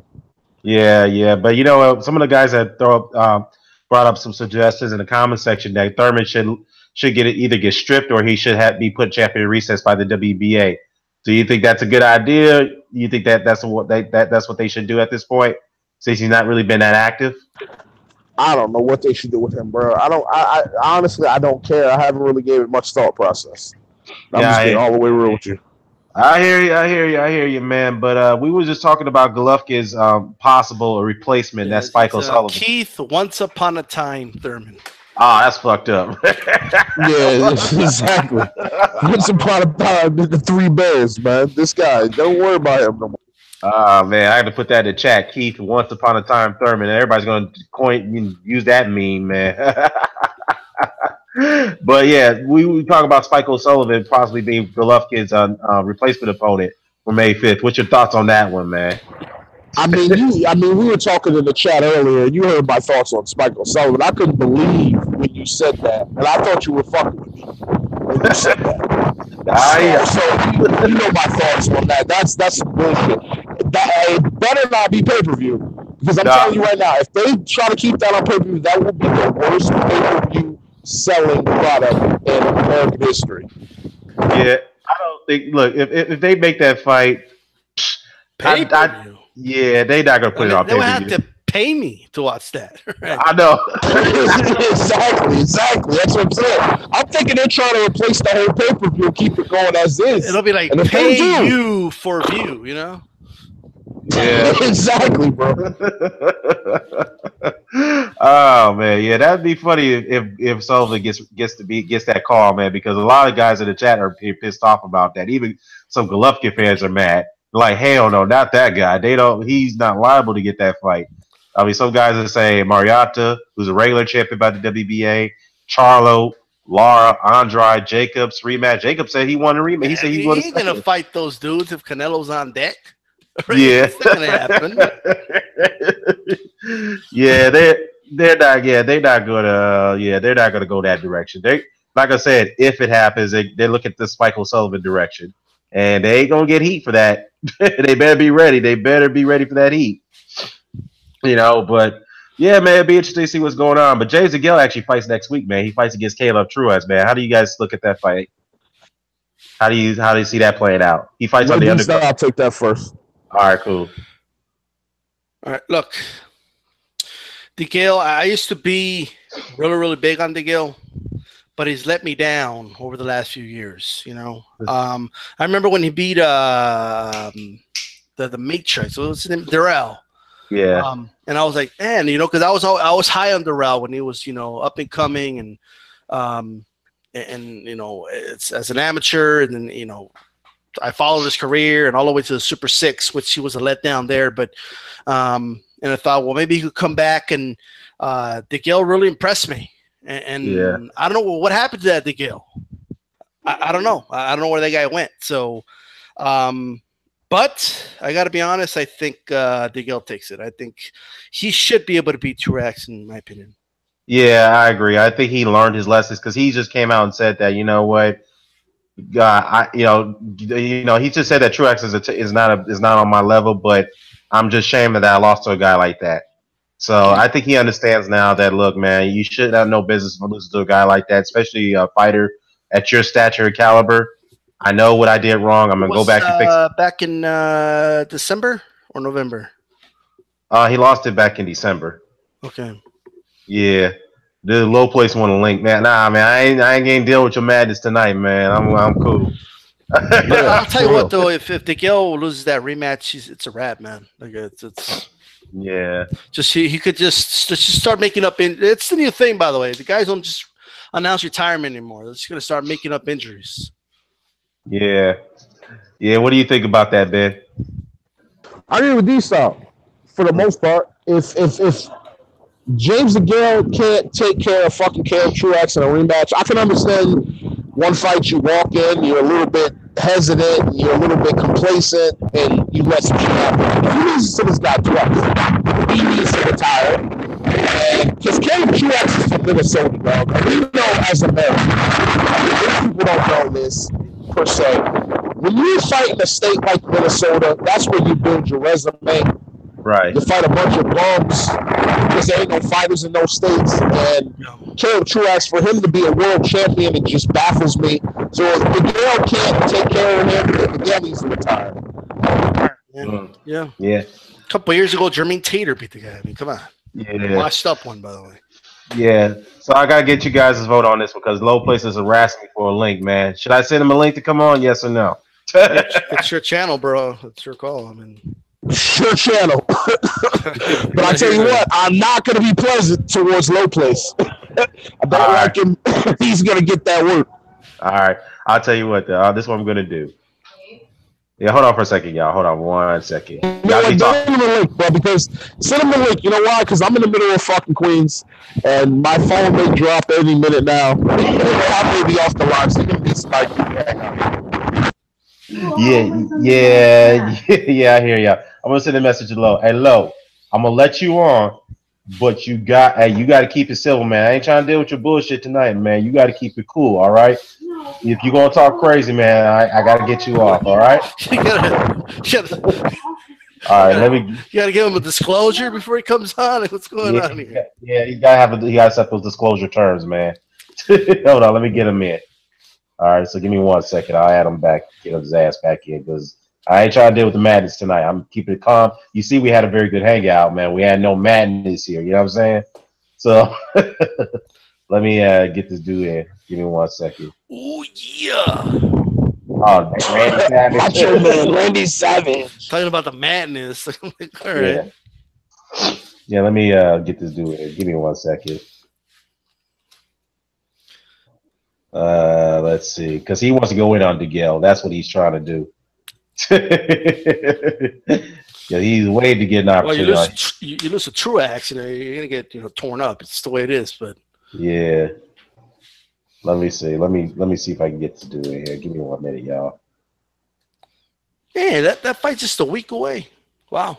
Yeah, it's 1 week away. I thought it was like in May or something like that. Well, yeah, the rematch was announced on short notice. All right. I don't know if they try to get Truax with a vulnerable position from the looks of it. I don't know. The dude's he's celebrating that victory a little too much. You're like, hey, you got to fight another 2 weeks. All right. I know, it's kind of like a Larry Holmes, Mike Tyson situation. Oh, you're gonna fight Mike Tyson coming out of a 3-year retirement, but Doc King told Larry that he had 90 days to train. And then he comes back and tells that you have 1 week to train. I'm like, whoa, okay. Well, how much did Larry get paid, though? He got paid a lot of money to do it. He should have probably waited, though, to be honest. Yeah. He probably should thought have won. he probably thought he could outbox him, but Yeah. Yeah, let me see. Great Drake said, yo, remember that one street that where Low Place went off on there? Yeah, I know. And I put his ass in his place. All right, let's see. Don't do it to yourself, Dan. This is Doc. Yeah, look, like I said, man, I told him, you better not talk crazy, all right? You get on here, but if you going to get crazy, I'm going to boot you off because I ain't got no time to deal with it tonight. All right, but anyways, yeah, man, I just think that Miguel should win it. He'll get back in the title mix, but this is his last hurrah, if I want to call it, because if he doesn't win this fight, I think that's the end of him. To be honest, if Miguel can't win this fight, he should get his boxing gloves, his trunks, his boxing boots. Okay, put him in a big, like a big barrel or something. Pour gasoline on it, get a match, and light that shit on fire. It's a wrap. It's and that's it. Yeah, because when there's it's a little bit of it just pet peeve, I guess, of mine. Watching a guy with so much potential not live up to that potential. That's one of my issues with Adrian Broner. Like, it's very frustrating to watch someone who has a lot of potential that doesn't live up to it. So he should win this fight. I really hope that if this woke him up, good. You know what I mean? Sometimes the fighter needs something to wake him up. But we'll see how it goes, man. Yeah, I mean, we'll definitely see how it goes. It'll definitely be interesting to see what happens next week because he's on the undercard of Lara and Hurd. And I'm picking Lara to win that fight. What do you guys see how that fight plays out?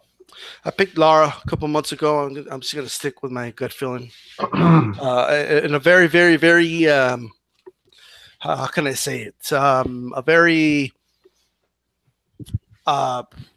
elusive affair, Yeah. Yeah, I think everybody's picking Lara to win it. I mean, it's gonna be tough, but Jared Hurd, I think he's gonna not. I just don't see him having his way like he did with Austin Trout with Lara. Lara's a totally. He's got to work on those adjectives with Lara, like elusive and stuff like that. He's got to use words that aren't so negative, Yeah, but Ralph on Real says he got Lara. Great Drake said he's picking Hurd.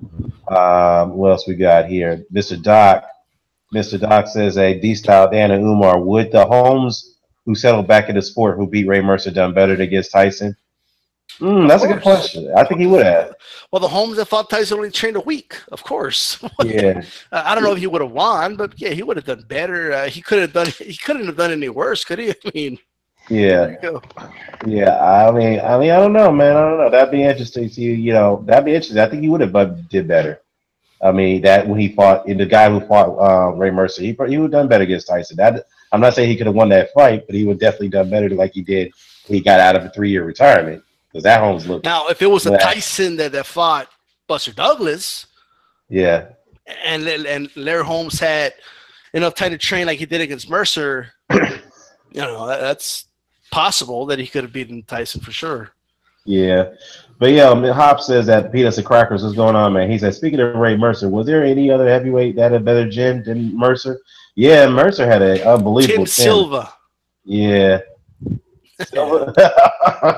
Yeah, that's a good question. I think Ray Mercer had the best shit as a heavyweight at that time, man. David Tua had a good chin.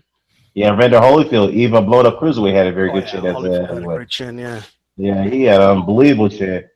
Low places in the chat, man. Low. Now you understand my disclosure. Amir Khan had a great chin.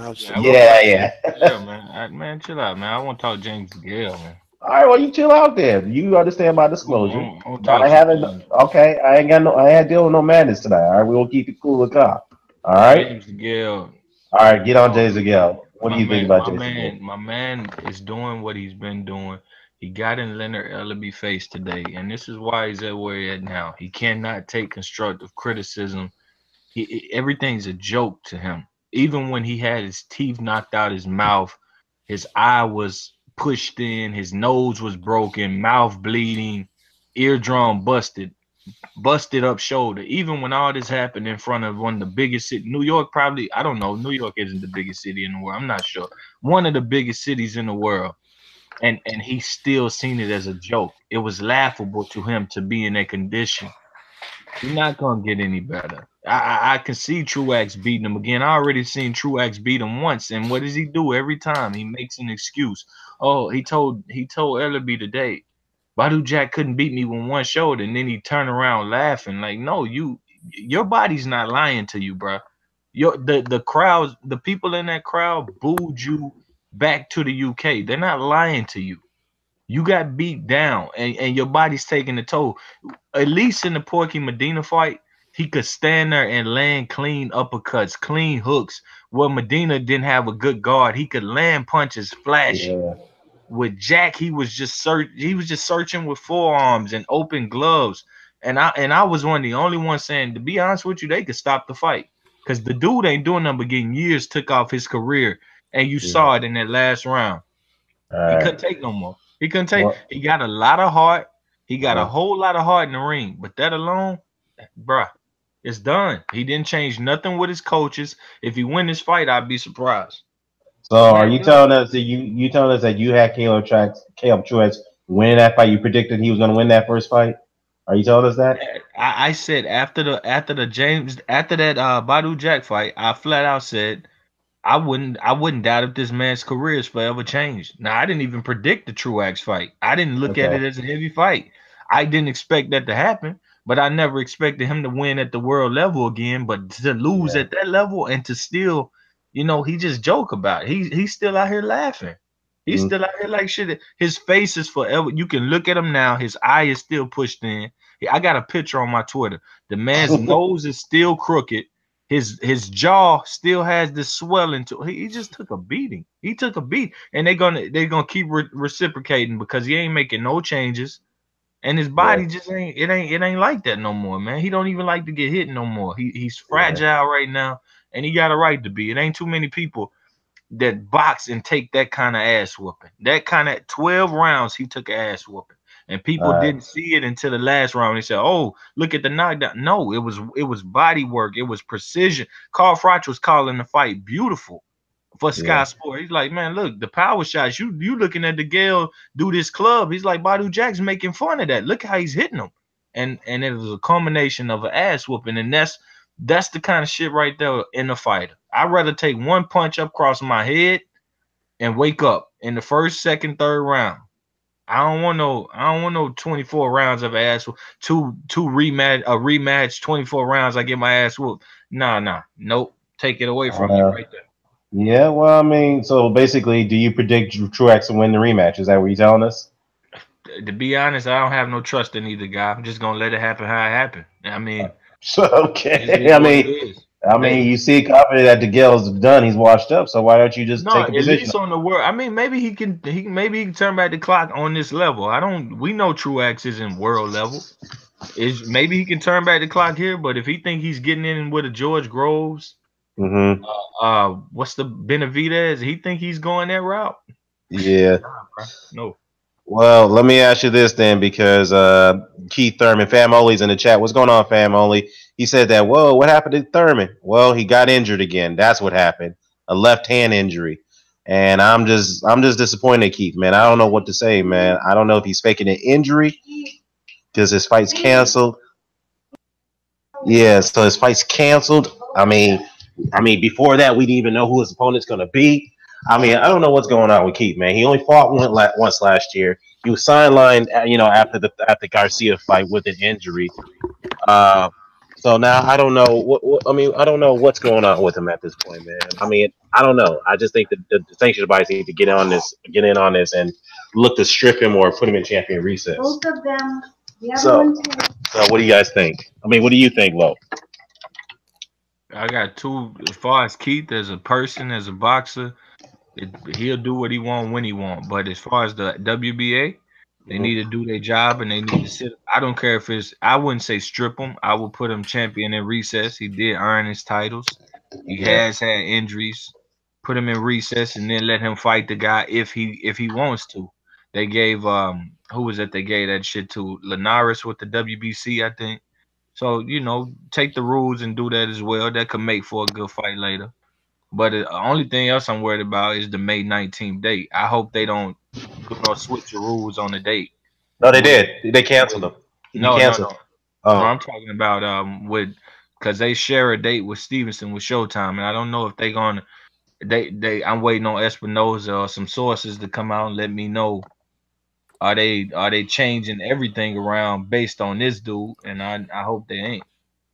All right, well, he need to do something because I mean, again, he's now D-Style just called him Once Upon a Time Thurman now. Keith Once Upon a Time Thurman is like, dude, it's like I can't defend you. You're my boy. I like you as a fighter, man, but like I said, I'm not insinuating you're faking an injury, but I just think it's an unusual pattern. I hate to repeat myself that you have been getting injured in every training camp. I just don't understand what the hell's going on. Is it that you lack the motivation, or you? I mean, I don't know, man. I really don't know. He needs to get it together because he can't continue to be fighting once a year like this because he's losing a lot of prime and a lot of prime years by doing this. I'm sure he have a good explanation. That's about all he been for the last year and a half. Explanations. So I mean, Uh, well, I mean, hey, him and Errol Spence both. I mean, Errol Spence got another fight coming up, so he's good. So he's on his second fight this year so far. So he's being a little bit active. But yeah, but what is this I hear about? I'm gonna only mention this once, and I'm gonna get off of this. What is this I hear about Stevenson and Jack not being finalized yet? What's going on with that? I'm not really worried about it because Lara Heard under the same Showtime PBC kind of umbrella. They didn't get a venue or finalized until like a week and what was Right. it, a month and a week ahead of the fight. So um the source I had, they said the event planners up in Canada, it's called Eventco or some shit like that, Mhm. said they had the event and the tickets for sale on their website, and they had a press conference date, but they missed that date. But I never saw that web page. That was Yeah. TVA Sport. I never saw that page, and I was asking for tickets every day. I was searching for. I even got Badu Jack personally telling me he didn't know anything about tickets. So as far as Mm. I asked him, and then when I asked Badu Jack, I said, so did Stevenson refuse to sign the contract with you to fight in Canada? And he said he don't know anything that's going on. Like he don't know. Like he flat out just said, I don't know what's going on. I just ready to fight. They both in training camp, so I don't think either the fighters have issues because I see them both training and trying to make the Uh, date. It's just that I don't know. I don't got a clue. They that's well, PBC for you. That's PBC and Showtime for you. They probably well, I'm just not good. regional tickets and not worried about. Yeah. I don't know. I don't like it though. Well, I'm not worried about it because it's May 19th. That's pretty much a long way to go. So they'll get it probably booked in time. They'll have everything finalized way before then. So I mean, it's nothing uncommon. So I mean, usually they would get it finalized way before the date, but it is what it is. They still got time to do it. They still got the schedule and the venue at least. But Gray Drake in the chat says, "Aren't you supposed to defend your title at least once a year? I mean, Thurman should be stripped by now. I mean, well, he actually defended it last year, and he fought once last year, and I think that was back in May last year. Let me see. When was the last time he fought? Hold on. Thurman fought June of last June. year. Okay, June of last year. Okay, yeah. No. He fought in uh, March of last year, not June. So Mm. he fought in March last year. So that's 1 year right now. So I think it's 18 months, Great Drake. So that's the reason why he hasn't been stripped yet. So it has to be at least 18 months. If you don't defend your title in 18 months against somebody in the ranked, sanctioned bodies, they will strip you or they'll put you in Shit, recess. if it ain't nothing but a bruised left hand, that's 2 weeks off. So if it's really that, he gonna be back on the schedule quick. If it ain't that, he gonna be sitting his ass out and bullshit, and they still probably ain't gonna do nothing. Yeah, I mean, same thing. Gay Russell Jr. Good point, Mr. Doc. He's in the same situation. He constantly get injured. Gray Drake says 18 months is too long. He should be stripped right now since it's been over a year since he's fought. I mean, I kind of agree. I think it should be 1 year rather than 18 months. Yeah, y'all see what the WBC president told about Wilder, talking about he want to catch a body in the ring and shit.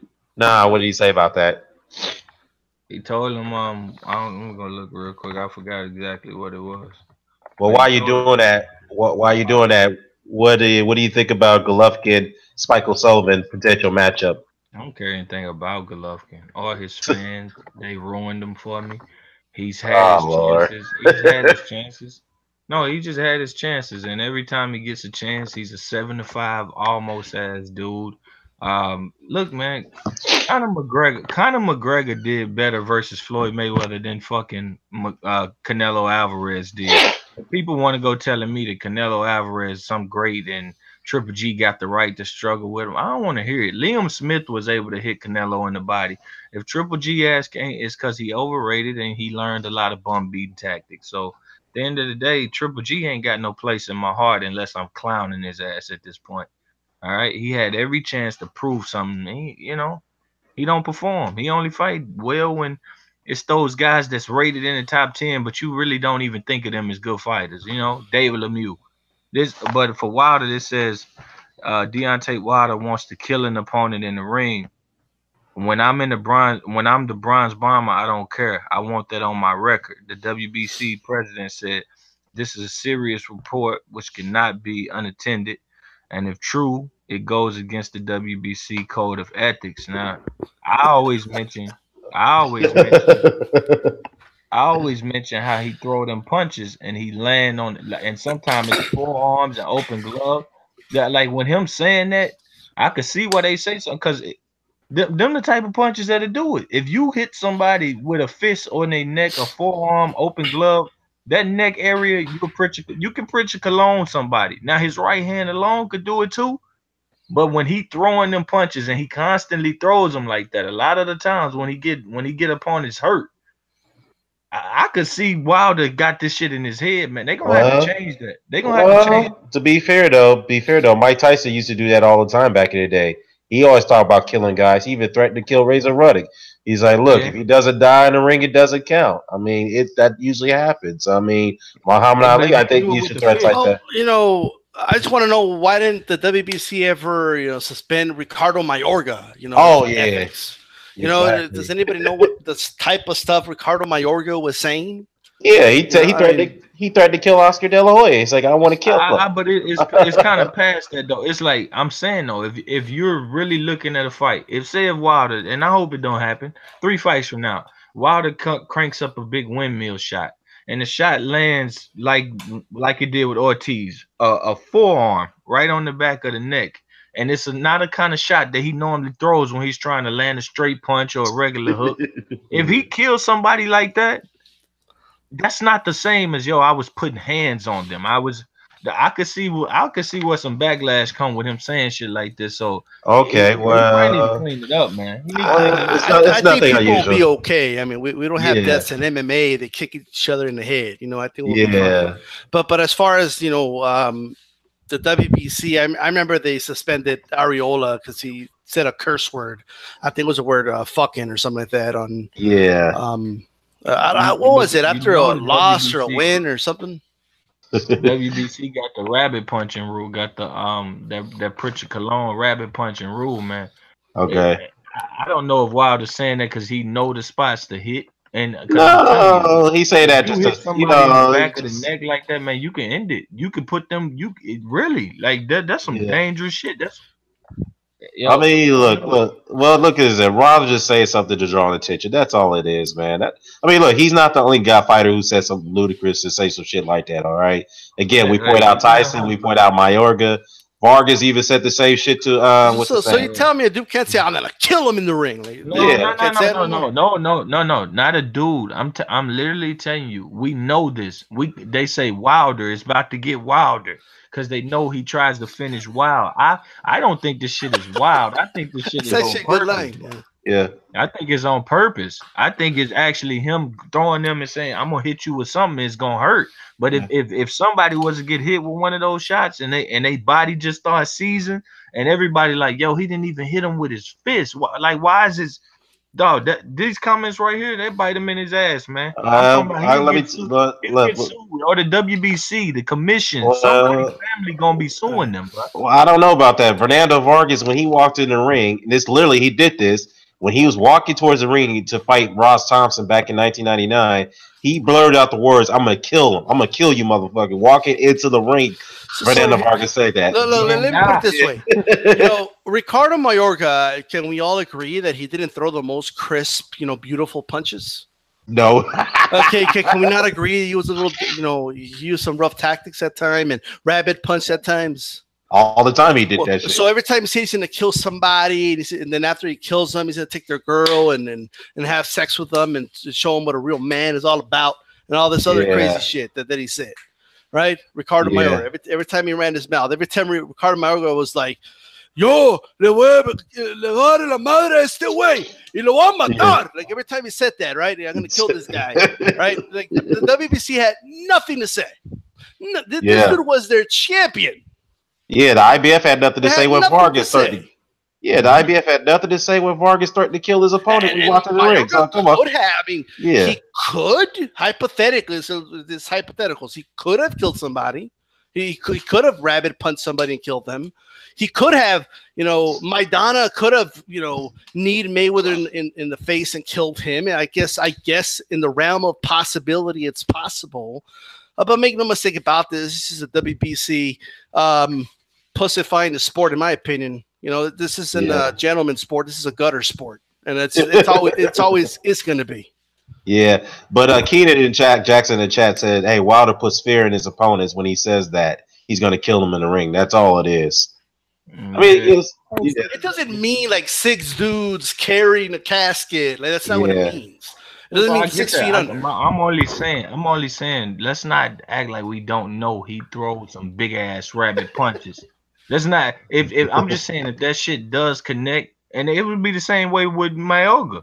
If Mayorga would have clapped somebody with one of them after saying that, they would have. He did it all the time, bro. No. I'm saying if he would have killed somebody after that. All right, so let's look at the. You know what I'm saying? Like that, he need to clean it up before he get there, man. It has to be a huge lawsuit. You said, man, you killed my husband with some illegal shit. That could be that could be a big lawsuit. Just look at the Pritchard Cologne people. They saying, man, we got hit in the back of the head and the neck over and over again. They suing the shit out of people. Well, that's going to be the commission, and not Wilder. It's going to get. Hey, I don't know how far I can go. You know that. I mean, just for the record, you know that, right? I don't know how far I could go, but I'm just saying, I'm sure no party wants to get sued. Low. Yeah, but what's up, Tyrus, man? Let me make this quote real quickly. Terrence Williams did not go in there and threaten to kill Richard Cologne. I know. These things do happen sometimes when people get punched in the back of the head. These things do happen in the ring. First of all, when fighters sit down and they sign contracts, there's a lot of shit in those contracts. Okay. Yeah. All right. So this idea that I can't fight Wilder because if he throws a windmill shot and I'm ducking low and he hits me with a forearm in the back of my head and possibly kills me is a possibility. I ain't gonna do it. I just don't think a lot of dudes are really concerned about that, to be honest with you. Right. Well, yeah, I mean, look, yeah, that's true. But sometimes you got to watch what you say as a fighter as well. You know what I mean? Sometimes they will take that either as a grain of salt. Yeah, but what did he say that was wrong? It's not what he said. I'm taking in the actions of how he fights, and it's some dirty shit in there. Whether people want to admit it or not, my man's real strong and powerful, and you can't just name every fighter. And if you got to go back to Mayorga or you got to mention 3 fighters that throw rabbit punches today, that's not a good thing because it's 100 of them that ain't out there throwing them. My guy throws up. Like you look at the stoppage of Ortiz, the referee literally says, "Yo, keep him in front," because he just hit him with a club and forearm, and then he did it again right after that. There was no warning. If you land 2 or 3 of those and my guy goes out and starts shaking on the canvas, that quote is coming back up. Your illegal punches from past fights are coming back up, and some commission is coming out the pocket, and they may come for you next. That's all I'm saying, bro. If you're going to kill somebody, do it with your hands. Look, if he hits somebody in the chin and they short circuit, God help him. God be with him. But there's nothing Wilder. There's nothing they could do to Wilder. He could just say, "Man, ain't my fault I punched so hard." He signed a contract. But if you go outside of what the rules allow in that commission, and somebody can bring it to the table and pull up what you said and what you do, man, that's an easy damn case, man. No, many fighters done it. It's not. No, many fighters have done that, bro. So and they never got penalized. I'm sorry, man. I disagree with you on that. No. Many fighters haven't killed somebody from rabbit punch. No. You're saying that he should have a case when he says things like that. When I'm telling you, if a guy throws a punch with the intentions of punching another guy, and his wrist or forearm happens to punch him, kind of like, I don't know, like Roy Jones did to Kawasaki in the first round. Apparently, this guy is just dirty and he's just trying to kill somebody. Yeah, man. If we go look at if you go take up history of his fights, say look at him. That it repeatedly happened, and I'm telling you, people are. What other fight? What other fight? People are sleeping. You can look at the Stavern fight. You can look at Stavern fight. Stavern gets up and says, "Yo, he slapped me in the back of my head," and and people didn't want to hear it. I looked at that actually. I actually looked at that punch. It was not on the back of the head. It was on the side of the temple, bro. I'm sorry. The fight was only a round long, wasn't it? Like, so it was round long. Yeah. Why don't we all like in a chat?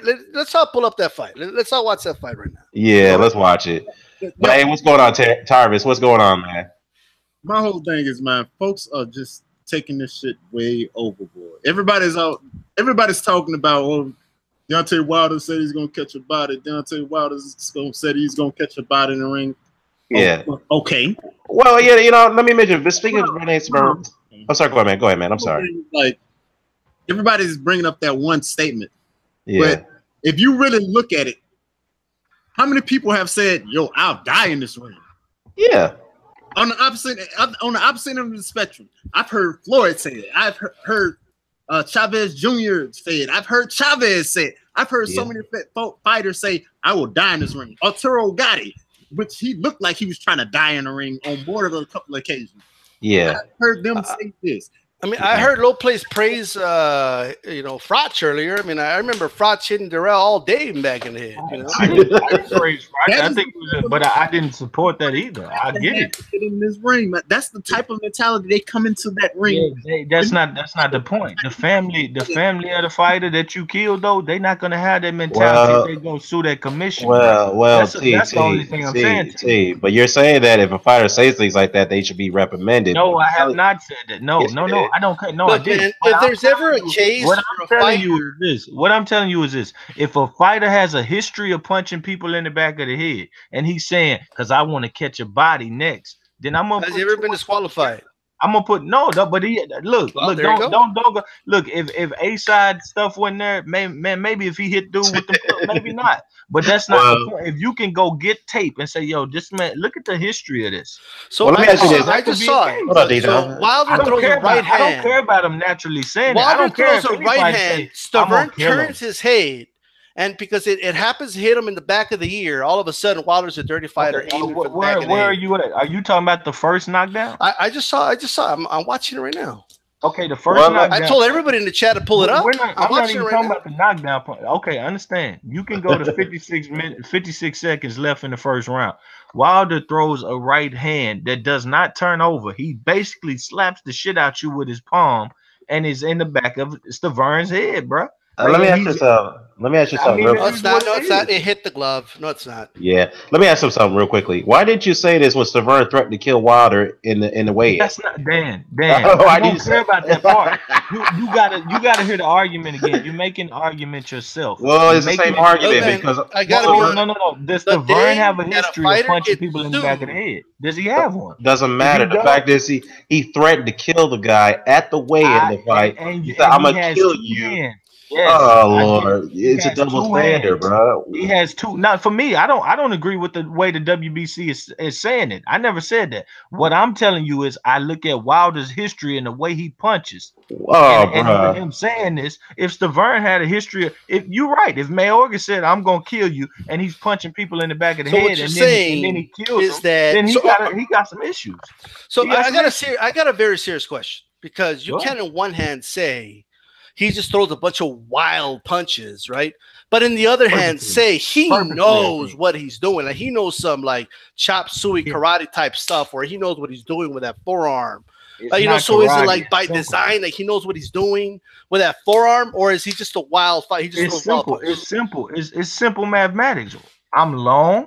I can throw anything in here and hit you. Look, so it's not wild. Is it easy? Hold on. Is it easier to hit a person? Is it easier to hit a person with a rock or with a baseball bat? Which one? Well, how far apart are we? Think in terms of boxing. Is if you got a bigger object, it's easier to hit you. Like if I can use my whole arm to make impact on you, I don't know no place. If I'm like on the other side of the room, I have a rock in my hand. All right, well take it like this. Take it like this. Okay. Use another analogy. Go ahead. Okay, go ahead. Boxing hand. A hand in boxing, a glove is nowhere near as a glove, a forearm, a bicep. And you can make impact with all of those. My man be making impact. I think he is wild, but I think his purpose, I think he understands. I clip people with this. This shit hurts him. And that's what I'm going to continue to do till you stop me. So if he was to get in that mode. Calculated wild, right? I think he is. I think he is. Oh, because usually when he's going into that mode, they're covered up. They're ducking. They're trying to prevent him from hitting him.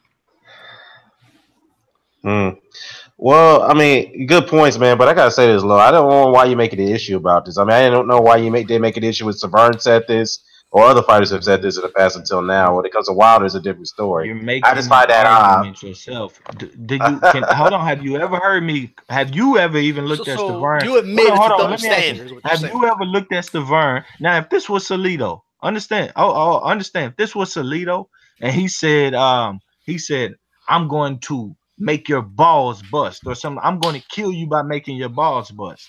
And we know he has a history of hitting people in the balls.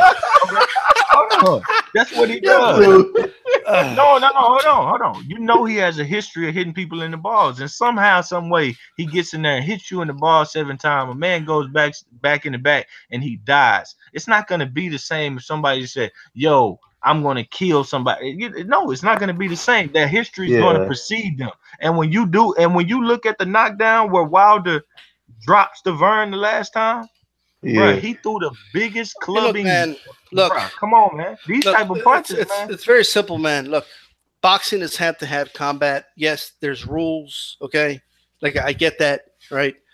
But the day that we start suing fighters and the family sues the other fighter because the other fighter got hurt, and it's the day the sport dies and the sport's done.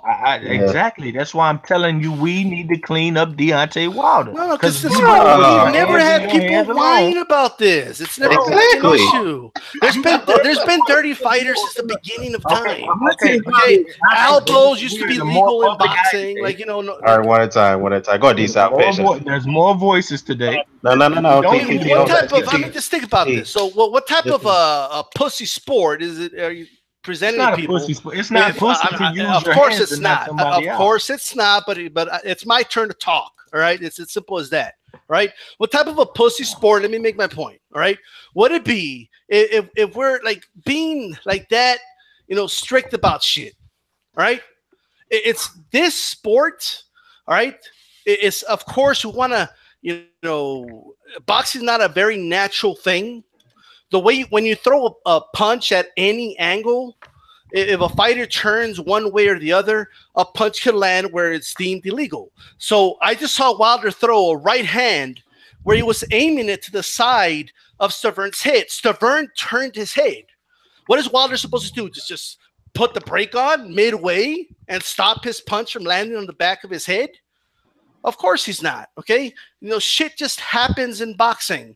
All right. Well, we don't have time to whine and complain about. Oh, look right there, his wrist hit him in the side of the head. Because we have another sport called MMA where dudes hit each other with kicks, with chins, with elbows. All right, all types of shit, and you don't see them whining and complaining about we're gonna sue, we're gonna do this, we're gonna do that. All right. Go ahead. You're lost. First and foremost, I'm not talking about fighters complaining. He said if I kill the fighter, which means the fighter is no longer there to complain. You have a family. But you said Severn complained. Whoa. Let him finish. We're talking about a man said a fighter is going to be gone. He's no longer going to complain. His family's going to have to go to a commission and do what you just said. Help kill the sport potentially, because we want one man to be able to say, "Yo, it's okay for you to be wild, bro." And you saying it's a pussy sport? Using your hands and fists, as the rules say, ain't nothing pussy about that. Can I no. I said, what type of a pussy sport would it be? I let you finish. No, Hold on, D-Style. Hold on. Let you finish. T, can I ask you a question? Let me ask you a question, T. Let me make my point. Okay, I'm gonna ask you a question. I'm gonna ask you a question after you make your point. Go ahead. It's hard to keep points when you gotta talk over people, but at the end of the day, like So you I'm know saying, how it feels. I say, if you got a guy and you're saying, okay, I'm going to kill him, you don't then have to deal with a fighter's mentality. You have to deal with a widow's mentality or a daughter's mentality, a son's mentality, of saying, yo, somebody in the boxing world come and say, yo, that punch was blatantly dirty. He did it. He was warned. He didn't stop it. The referee done nothing about it. The referee works for that commission, and they could have done that much better.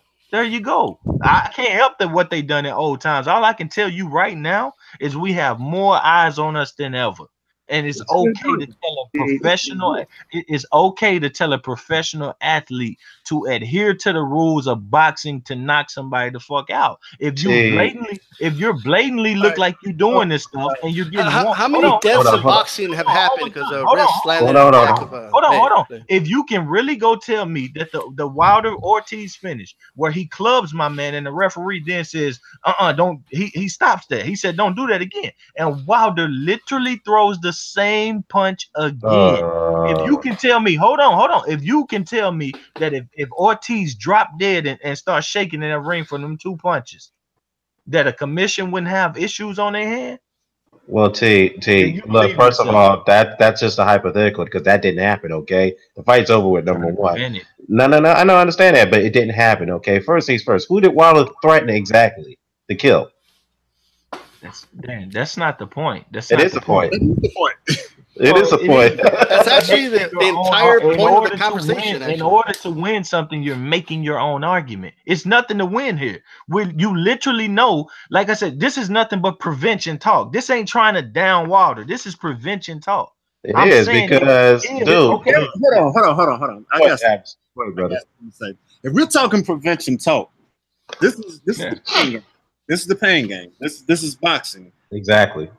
You take a chance with your life being lost every single time you step into that ring. You mean to tell me in the 7th round of that Ortiz Wilder fight that every single one of those punches Ortiz threw was clean? Of course not. Yep, good point. Basically, they were. All of them? They were. You sure? So every single fighter throws nothing but clean punches. He never punched him in the back of his neck. I mean, no, he never punched him in his neck. He didn't. No, he did not. Okay. All right. But you do acknowledge the fact that every time a fighter steps into the ring, they stand a chance of being permanently. Yes, and if you're done with I haven't finished. Yeah, go ahead, Tyler. So knowing that, do you feel comfortable with fighters fighting? Period. Oh yeah, I feel comfortable with fighters fighting. Rules exist. Referees exist for a reason. They don't do their jobs. All I'm telling you is they will put our sport in jeopardy. That's why I'm talking now. Fouls have existed for many, many years and decades and centuries. Not every call is going to be made, man. How many times you got to go through this? This is the hurt. That's not the point. It is a point. This is the hurt game, man.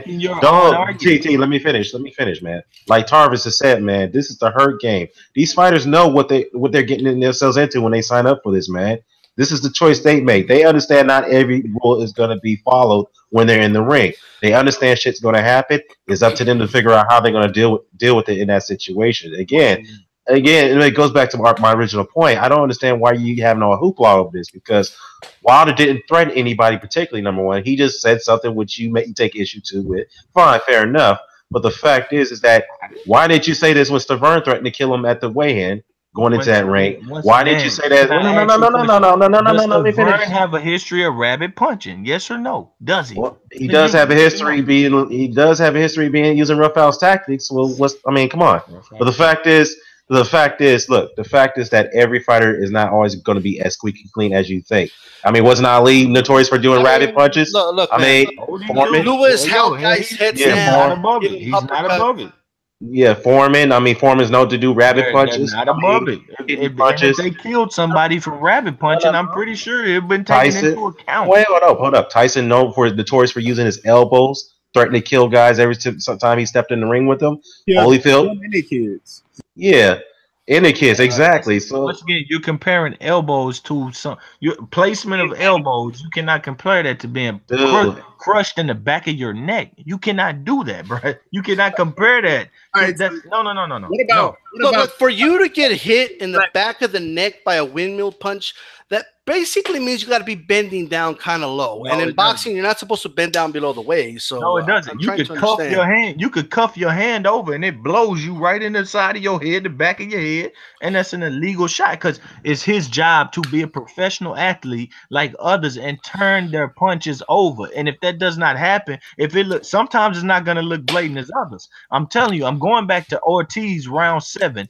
And they were as blatant as they could get, and the referee literally said, the referee literally said, "Bruh, don't do it again." My man did it 1 second later. If that man falls and seizes on the canvas, and you think boxing has no problem, then you believe your argument. You believe your argument, and that's all I can allow you to happen. You believe somebody's like having a seizure in the middle of the mat. Yeah, if that happened, you believed your argument. If somebody got hit with I'm asking, did it happen? Did it happen? Okay, it did. No, it did not. But we're having a prevention talk. We're only. Well, why are we talking about this? Then? Even if we don't want nobody to die, just ban the whole sport. Hypotheticals. I mean, if we don't want anybody to die, just ban the whole sport. Then let's just prevent deaths altogether. Rules exist for a reason. You got a better shot of living if you're not getting hit in the back of your damn neck. Well, the rules basically are hit the other guy as much as possible to knock him out with your fist, right? Yeah, but they're not exactly very safe, you know. They sport by design. It's a sport. It's a sport with rules, and the thing is, you're missing that most of these men repeatedly do it right. Most of these men repeatedly. Look, man, they never have. Wilder said he wants to kill somebody in the ring. You are the only one that has that. It ain't even only about Wilder. It's anybody who punch. See, he's one of the only ones that actually will take his forearm. It is about Wilder because you mentioned his name. Let me put it this way, man. Look, there's fighters that could think about their life, and like anytime somebody starts fearing for their life and this stuff. Nobody says they are fearing for their life. So here's my thing. Let D-Side finish. Very quick. Yeah, I don't mind interjections, but really quick. All right. Carl Frost, did he fight dirty at times? Yes or no? Yes. All right. Okay. There you go. Okay. No. It's a yes or no question. Right. All right. So yes, he fought dirty at times. Right. Now I was a fan of Carl Frost. I knew he did those things. Right. Andre Ward, did you see Andre Ward say, "Oh my God, what if he kills me?" One of those rabbit shots, and no, he went in there and he took care of business. Exactly. And he followed the one rule. The ref always tells his fighters, protect yourselves at all times. Okay? Mm-hmm. You protect yourselves at all times. And that's what he did. Okay? He handled the guy that does rabbit punches and does this and does that. And he dominated him for 12 rounds. He didn't cry about it. He went out there and he took care of business. Okay?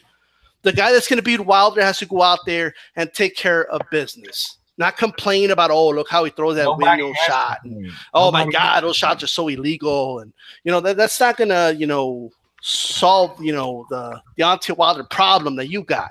Okay, I understand that you wanted Ortiz to win, and he didn't win, but at the end of the day, he just got beat. Okay, yeah. You understand you made an argument nobody was making because nobody has complained about Deontay Wilder. Nobody's made it. I made the argument. Hold on. How arguments work. Individuals make arguments. You directed one at me that I have not made to you. Nobody has tapped him on the shoulder and said, Wilder, I'm not fighting you because I think you're going to kill me. We are literally only talking about prevention in the sport, and you guys are taking it to hate on Wilder or for whatever reason. I do not know. Yeah, well, the thing is, you're not the first guy to talk about killing somebody that fights dirty, and it's the first time I hear you making this point. It's one guy, and okay, you see one guy. I can't name any guy that I can't think of it right now. That literally, when you look at, you cannot deny this evidence. It's out there. The referee's voice is heard on the camera. In the 7th round, he clips Ortiz with his forearm, not a fist, with his forearm around his neck area. He's the only fighter. No play. Hold on, Tarvis. Hold on, let's get Tarvis. No play. I didn't interrupt. The man flat out hit him, and he told him, "Don't do it again." Hold up, Tarvis. I'll let you get in after Low Place is done. Go ahead, Low. Finish and then Tarvis get in. My man hit him, and he did it. He did this shit again. I cannot remember the last fight where referees just like, don't do that, and then saw it happen again and nothing happened. All I ever said in this conversation is this: if that was to happen, our sport, like you said, would be up for extinction. I believe it. They say, they look at that and they say, we need to do something about this sport, potentially. And that's the only thing I'm preventing. That I lose a sport I love, because you want one guy to be able to say, yo, I can punch with my forearm. Well, can I ask you a question before Tarvis gets in? Let me ask you a question. Why did you make this bickering with Steve said with hold on, D-Style. Hold on. Why did you make this fuss about this when Steve said hit from far in the back of the head a few times in a couple rounds? I'm curious. That's what you're gonna say. That's what you're gonna say. But you do not have a history of Stevenson hitting people in the back of the head. No, he did. Fell down and was like shivering and had a seizure. Well, he would have had to deal with that potentially. Thank you. I'm not gonna make no excuse for him. If he would have done that, he would have had to deal with that. And all we're doing, when I can name a real foul that Adonis did, and they handled it accordingly as to what they should. He hit him low. He parried the punch and it went low. Fonfara got minutes. He got time. Ortiz didn't get anything, but I warned him, but he just did it again right in front of my face. And Ortiz, as you guys say, fighters don't complain. Ortiz did complain. No, he didn't. Yes, he did. His Instagram, his Twitter is talking about, yo, did he complain in the fight? Look, man, this is boxing, man. You could either handle the fighter yourself. Okay. Right, or you can wait till the ref, does something about it. Okay. Yeah. Right. It's just, it's the hurt business. Boxing isn't fair. I don't know if anybody's told you this. It's not fair. There's nothing fair about the sport. It hasn't been fair for over a century. Okay, that has been the Marcus of Queensberry. There's nothing fair about it. It's never been fair. Unfair and unfortunate things happen in the ring all the time. There's a clash of heads, and the one guy looked like he was at fault, but messed up the other dude's eye. The fight has to continue. It is what it is. Okay, a guy throws a punch. It's a wild windmill punch, and the wrist or the forearm happens to hit the other guy in the back of the head. It's called shit happens. That's what it's called. It's always been called that. Yeah. Well, it ain't happening. Shit doesn't happen when you're throwing intentional punches. No, T. Let me get Tarvis in here. Then you respond. Tarvis, go ahead, man. And I'm glad he kind of bringing this up right now. I mean, was it about a year ago, 2 years ago, that Eubanks Jr. situation where his father seen that the dude was taking too many punches to the head, so he. Oh, Nick Blackwell. Yeah, Nick Blackwell. Yeah. He told his son to continue to punch him to the body because the ref wouldn't stop the fight, and the ref wouldn't do anything about the fact that this dude was obviously taking too many punches to the head. So whose fault is that? Is it the fighter's fault, or is it the ref's fault for not doing anything? That's the first thing. Second thing, tomorrow, low place. I want you to pick one fight, just one, that a punch doesn't stray. I didn't say stray, bro. I did not say stray. I want you to pick one fight tomorrow that's something that you're describing does not happen. No. You cannot compare straight to my man literally aiming. His fist is way behind their head, and his forearm is coming. You cannot compare straight to that. That is ridiculous.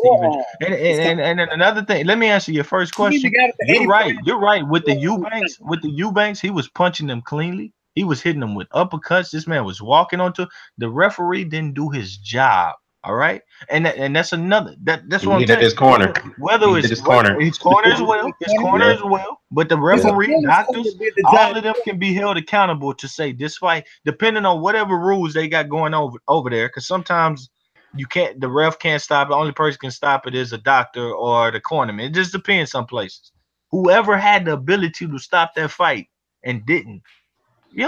It's flat out simple. Chris Eubanks used his hand the correct way, and they didn't do nothing about it, and they let this man fall into injury. That's not cool. But if you let a man fall into injury from illegal shots, I think it's gonna be far worse. It could be maybe just as bad, maybe even worse. I would say even worse or just as bad. So to what D-Style said, you said a clash of heads, and you're saying stray. No. That's not what Wilder's doing with it. It's a clash of heads saying, oh man, you, me, oh my bad, we ran into each other. My man is literally pulling punches behind his body and saying wherever they go, they go.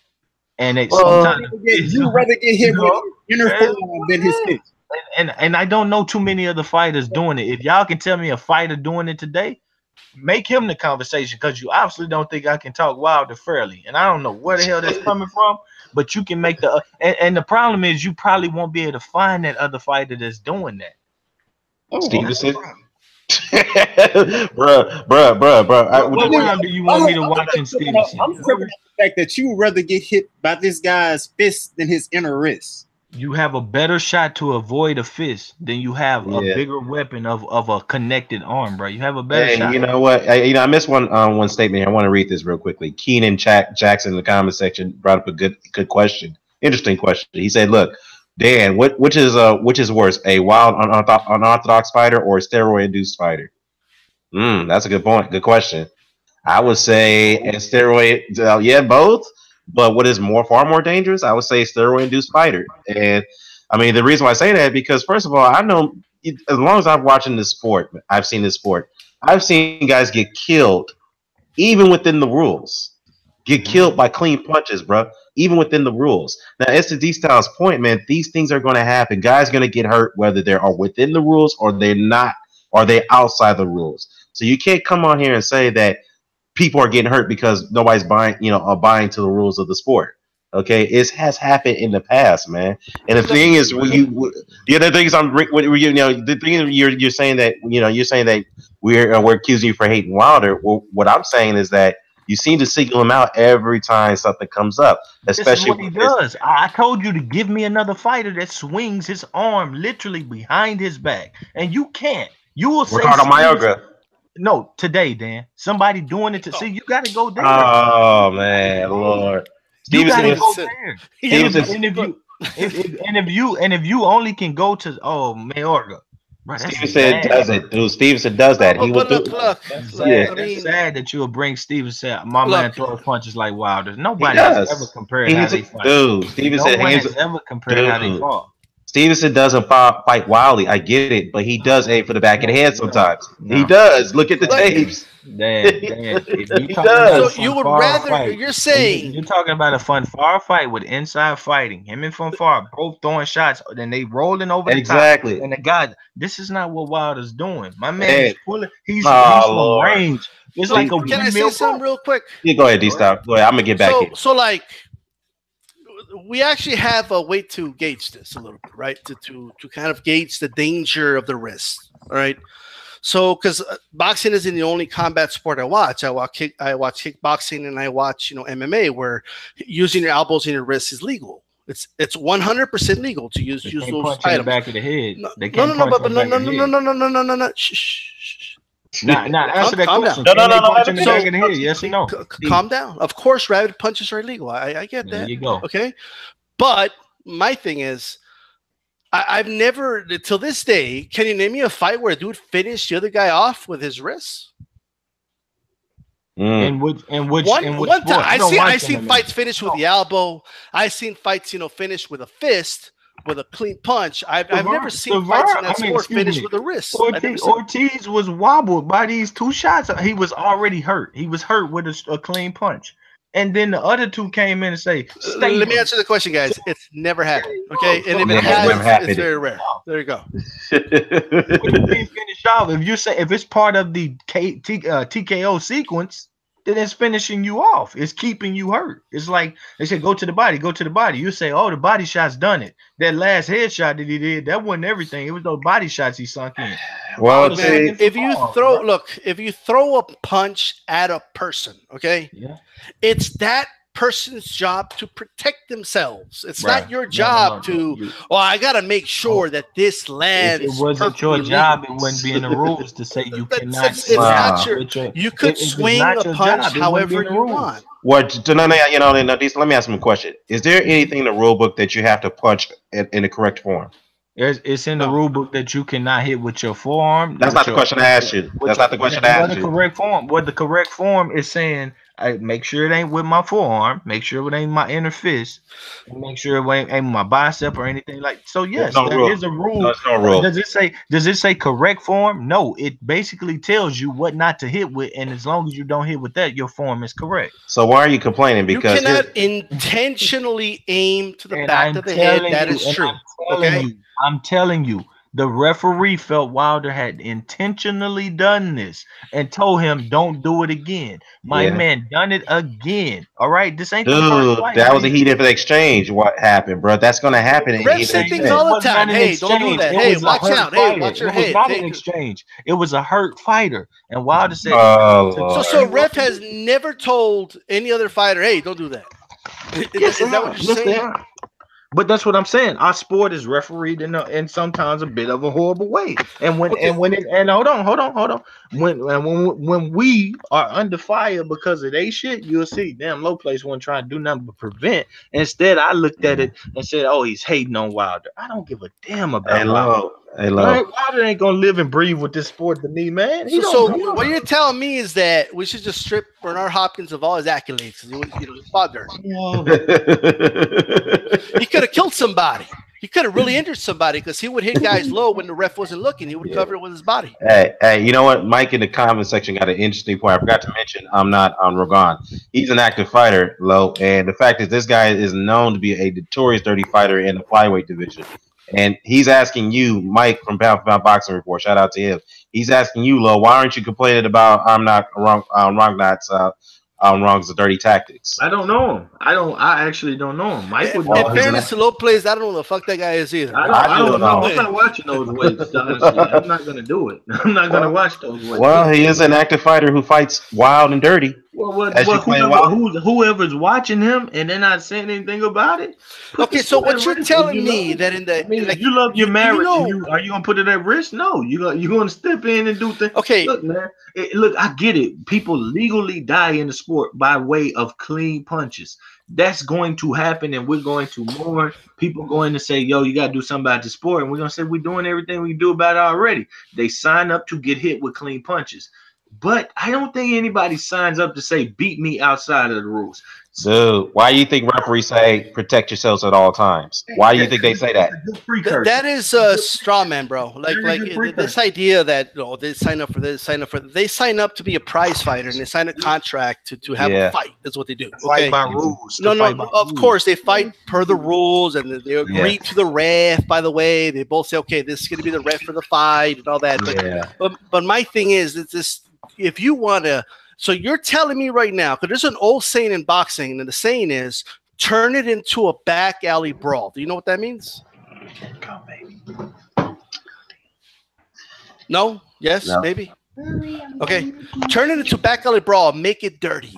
Okay? This guy is too good for you. Technically, you got to, go outside of the rules here. You're going to get warned a bunch of times, maybe get a point taken away, maybe risk getting disqualified, but this is how we're going to give ourselves a chance to win, a la Maidana versus Mayweather the first time. Did Mayweather cry about it? Did he say, oh my God? He did. He was pissed. He was pissed that he got away with all of that. Did something about it. And was Mayweather, was Mayweather 100% clean himself? Did he just stay clean the whole time? Did he rely on the ref to do something about it? I don't blame him.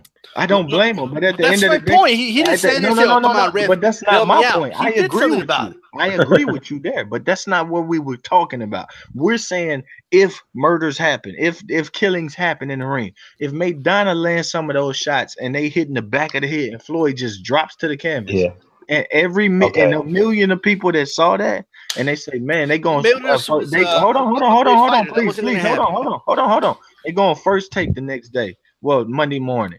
And Skip Bayless says, look, I have a real problem with some of the things Floyd Mayweather done. But for him to be hospitalized by those illegal bro, the whole nation going to stand and our sport going to be what?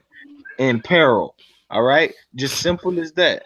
It's just simple as that, and that's all I'm saying. We don't even have to use. We don't have to use back of the head and do an uppercut, which is illegal. If it was Lennox, I don't care who it is, bro. If you using a blatant dirty and I'm glad you use Maidana because I love to see Maidana fight, but he needs to clean it up. When he cleaned himself up, he was better. Now when he started doing the bullshit, I say, man, he's full of shit. But at the end of the day, I always wanted to give him a shot.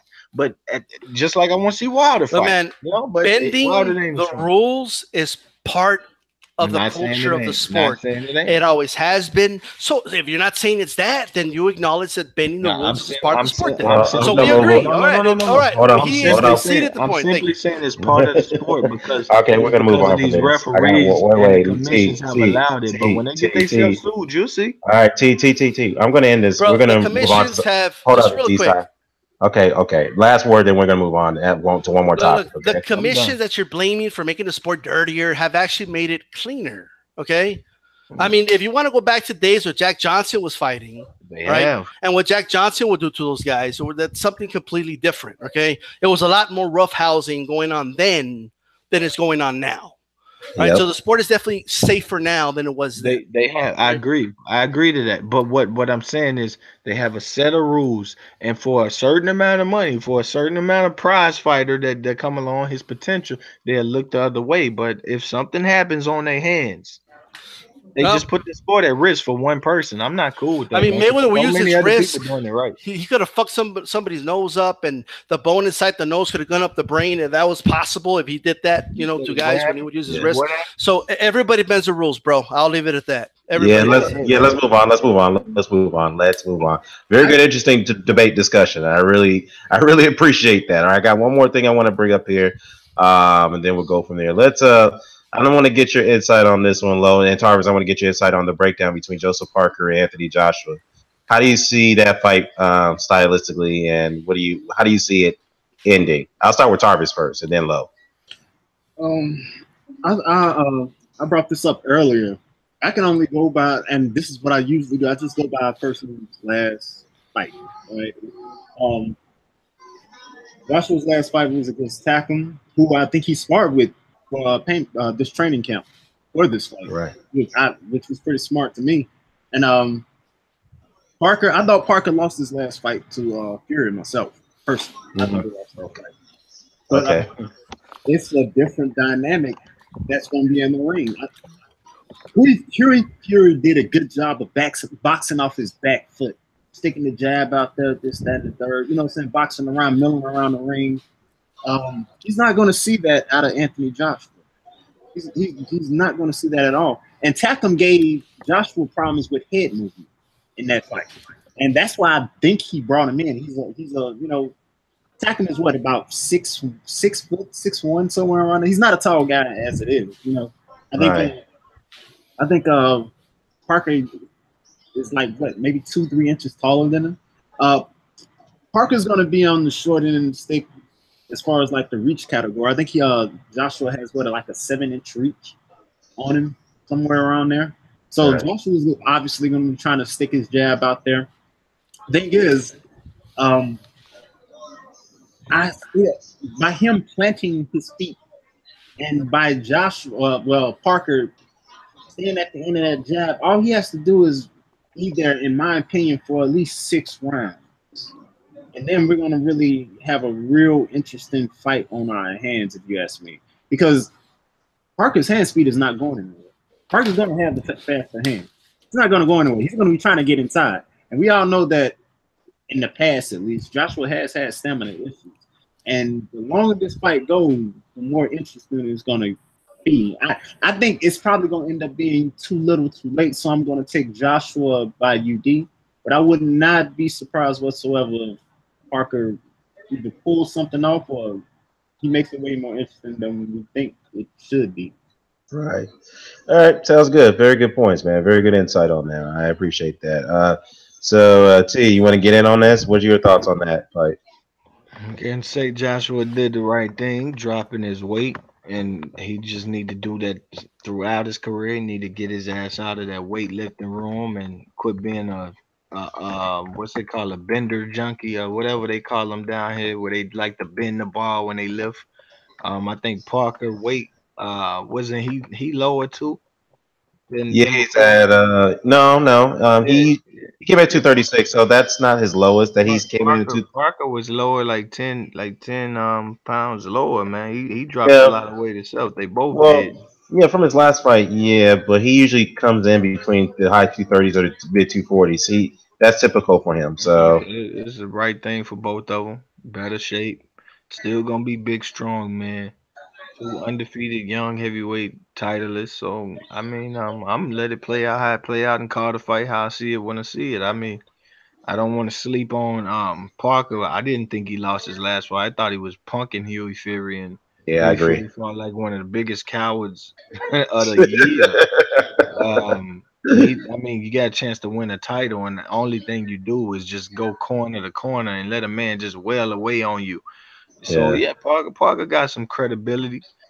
I don't know. I don't know. He going up against the hometown, well, not hometown crowd, but home country crowd of Joshua.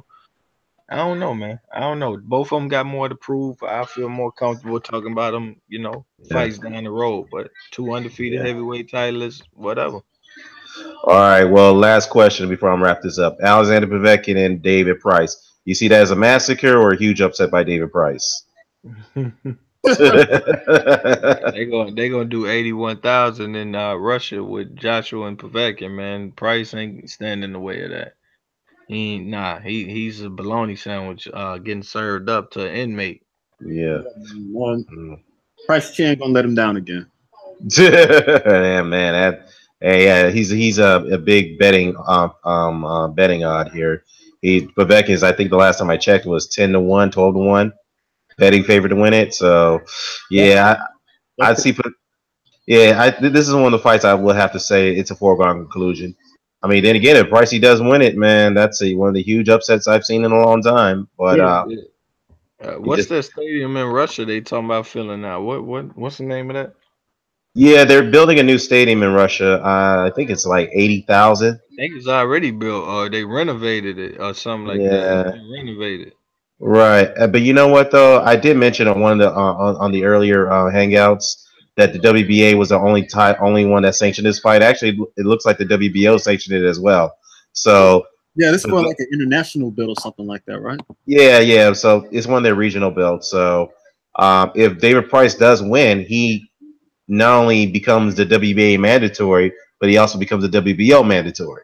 So Full cherry pick, man. yeah, That's cherry pick from Povetkin. Like I know Wilder and other people got some bad opponents, but this is one of the worst in the heavyweight division for a minute. Like well, Povetkin was just fighting on, not Povetkin, but fucking Price was just fighting in front of 20 people the other day, man. We was on the hangout watching this dude struggling his ass off. So yeah.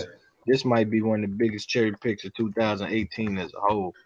But you know what, though, man? Yeah, look, the reason why Povetkin took the fight because obviously he needed to. Let's be honest, he doesn't have a profile in the UK, in my opinion, than Wilder does. Because people are going to say that. See, Povetkin, he decided he took on Eddie Hearn's offer because he needed to increase his profile. Yeah, I get that, but the difference is Wilder already has a profile more than Povetkin. That's a difference between the two. But compared to Russia, is Wilder profile bigger in America than Povetkin's is in Russia? That's a good question. I don't think so. Neither. I don't think AJ. I don't Probably think. not. I Probably think Povetkin might country wise be, not just as big as AJ, but he probably up there, man. Yes. Country wise.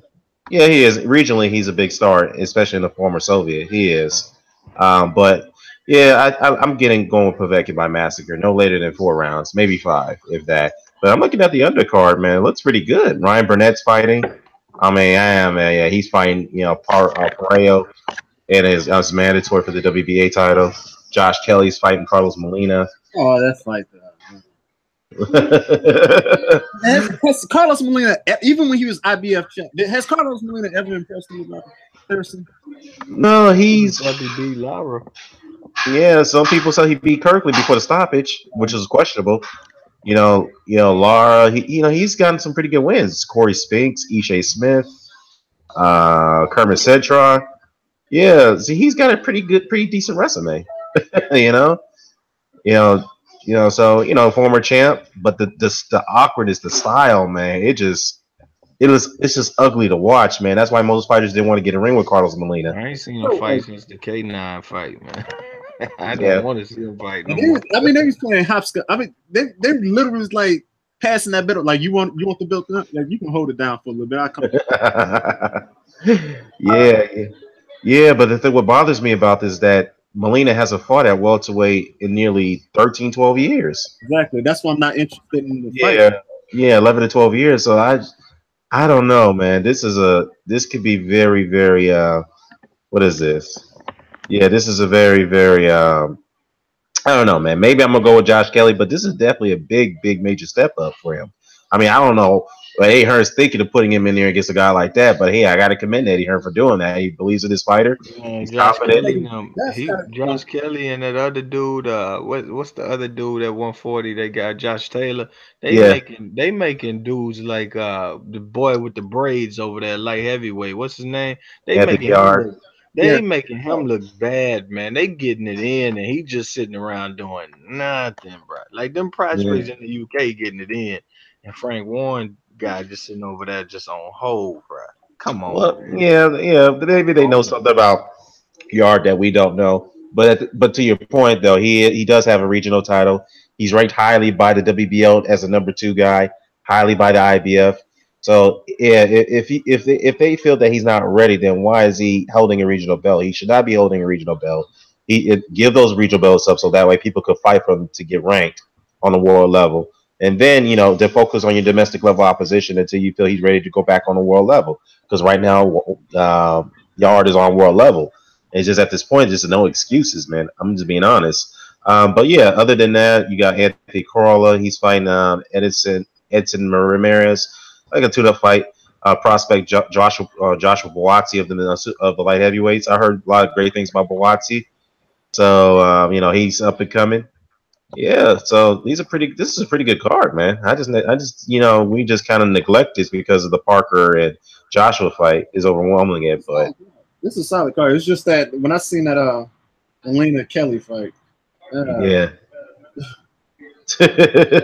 yeah, Molina Kelly fight, that right there, that is a dangerous fight for Josh Kelly. I mean, has Molina been very active though? Let me take a look.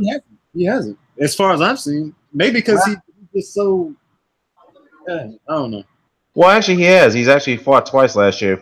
He lost in both fights. He fought in Santo Domingo, and then he fought in Paris, France. I didn't see him. That's why I didn't see his fight. So yeah, they haven't been televised, so that's the reason why they're taking him on, because they're like, look, he's lost 2 fights in a row.